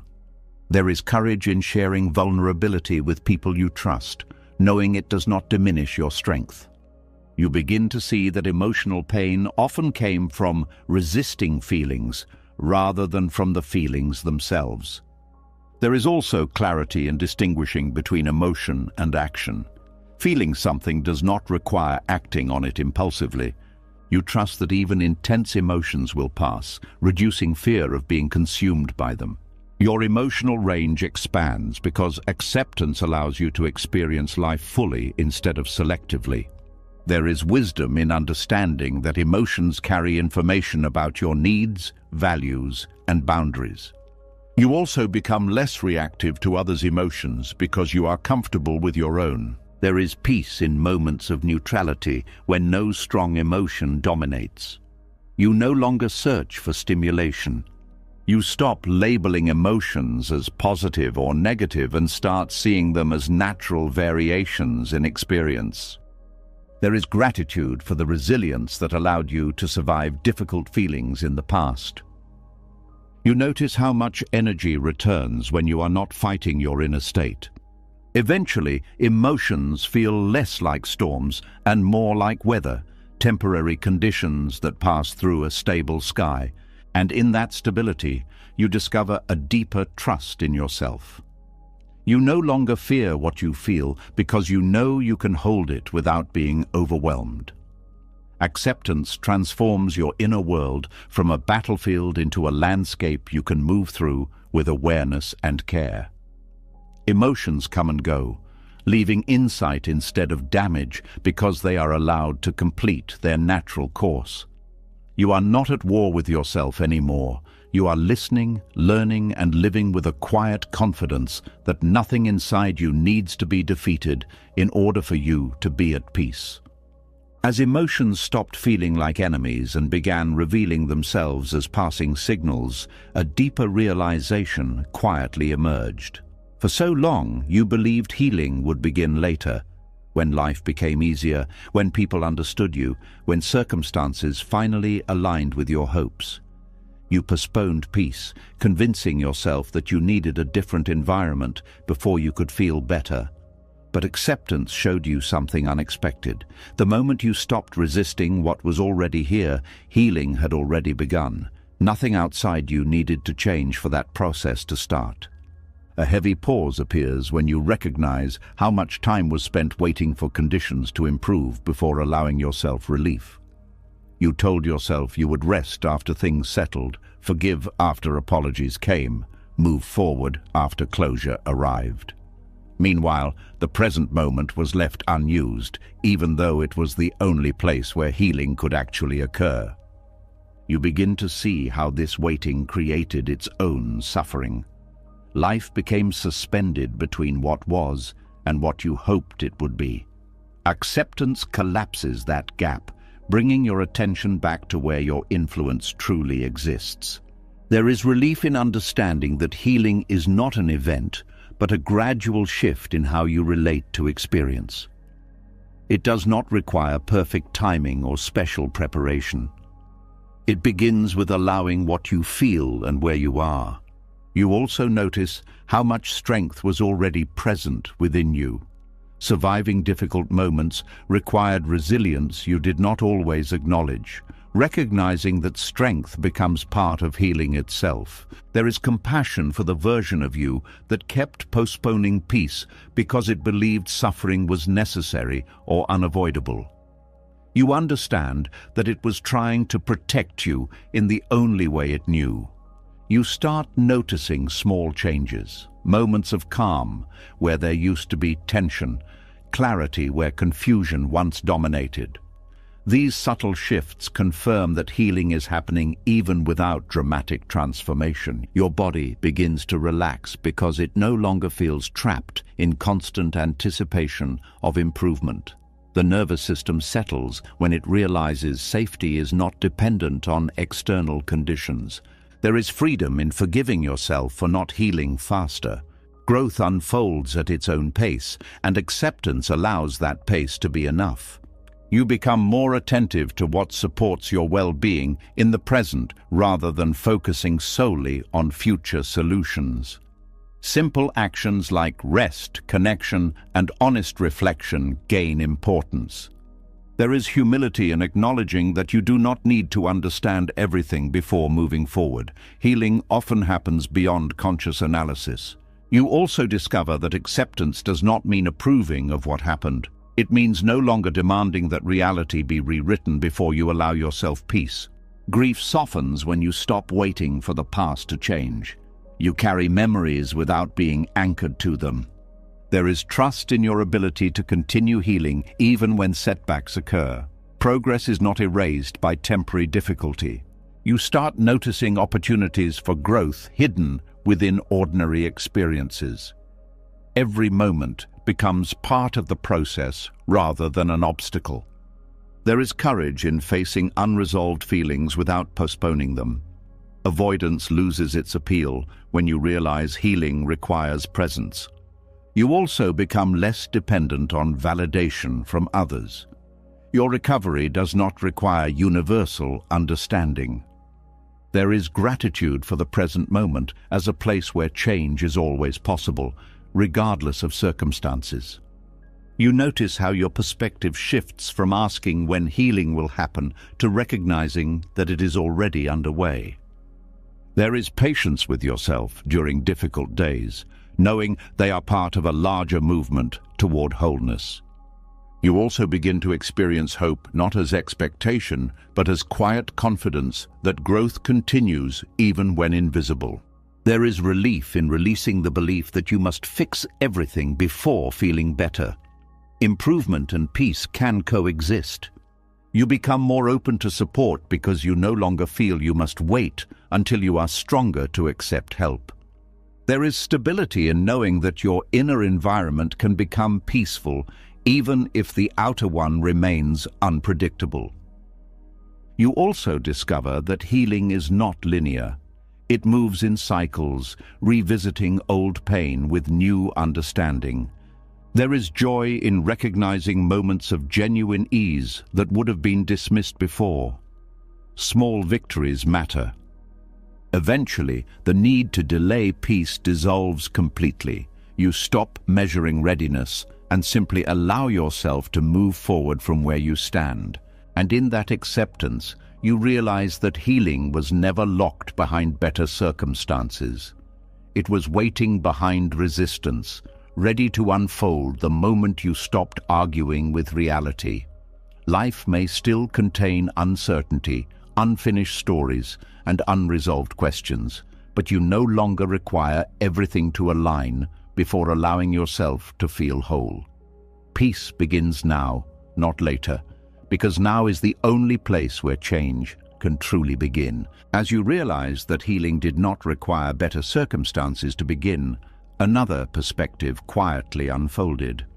The belief that life had been working against you started to loosen.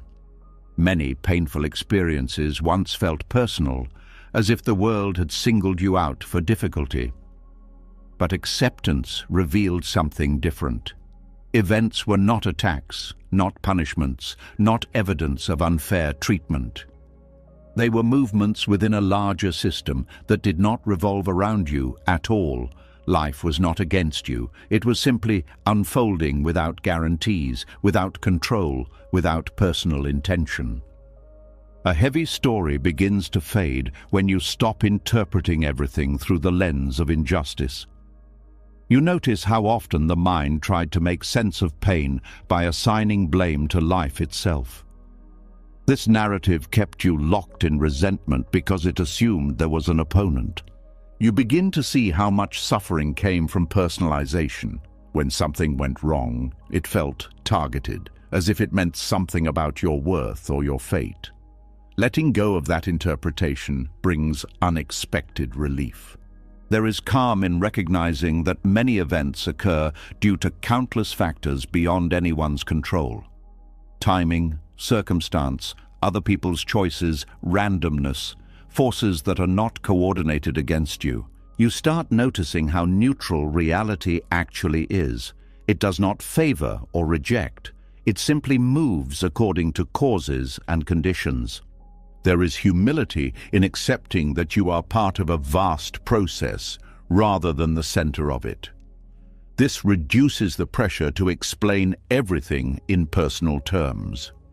You also become less bitter about the past. When experiences are no longer seen as deliberate harm from life, resentment loses its foundation. There is compassion for others who are also navigating uncertainty without control. Everyone is moving through the same unpredictable environment. You begin to interpret challenges as situations to navigate rather than injustices to protest. Action replaces complaint. There is peace in releasing the expectation that life should follow a fair script. Reality was never designed to match human preferences. You also notice how much energy returns when you stop fighting an imaginary adversary. Life becomes something to engage with, not resist. Your perspective on success changes as well. Positive outcomes are appreciated without assuming they were earned through perfect control. There is patience in accepting that unpredictability is not failure, but part of existence. You become more attentive to what can be influenced in the present instead of dwelling on what cannot be changed. There is courage in facing uncertainty without interpreting it as hostility. You also discover gratitude for neutral moments that were previously overlooked because they did not fit the story of struggle. Relationships improve because you stop projecting frustration onto others. You see their actions as influenced by their own circumstances rather than as personal attacks. There is resilience in adapting to change rather than resisting it. Flexibility becomes a form of strength. You start trusting that meaning can be created even when events themselves are neutral. There is relief in realizing that you do not need to take everything personally. Not all outcomes are reflections of you. You also become more curious about life's unfolding because it is no longer framed as a battle to win.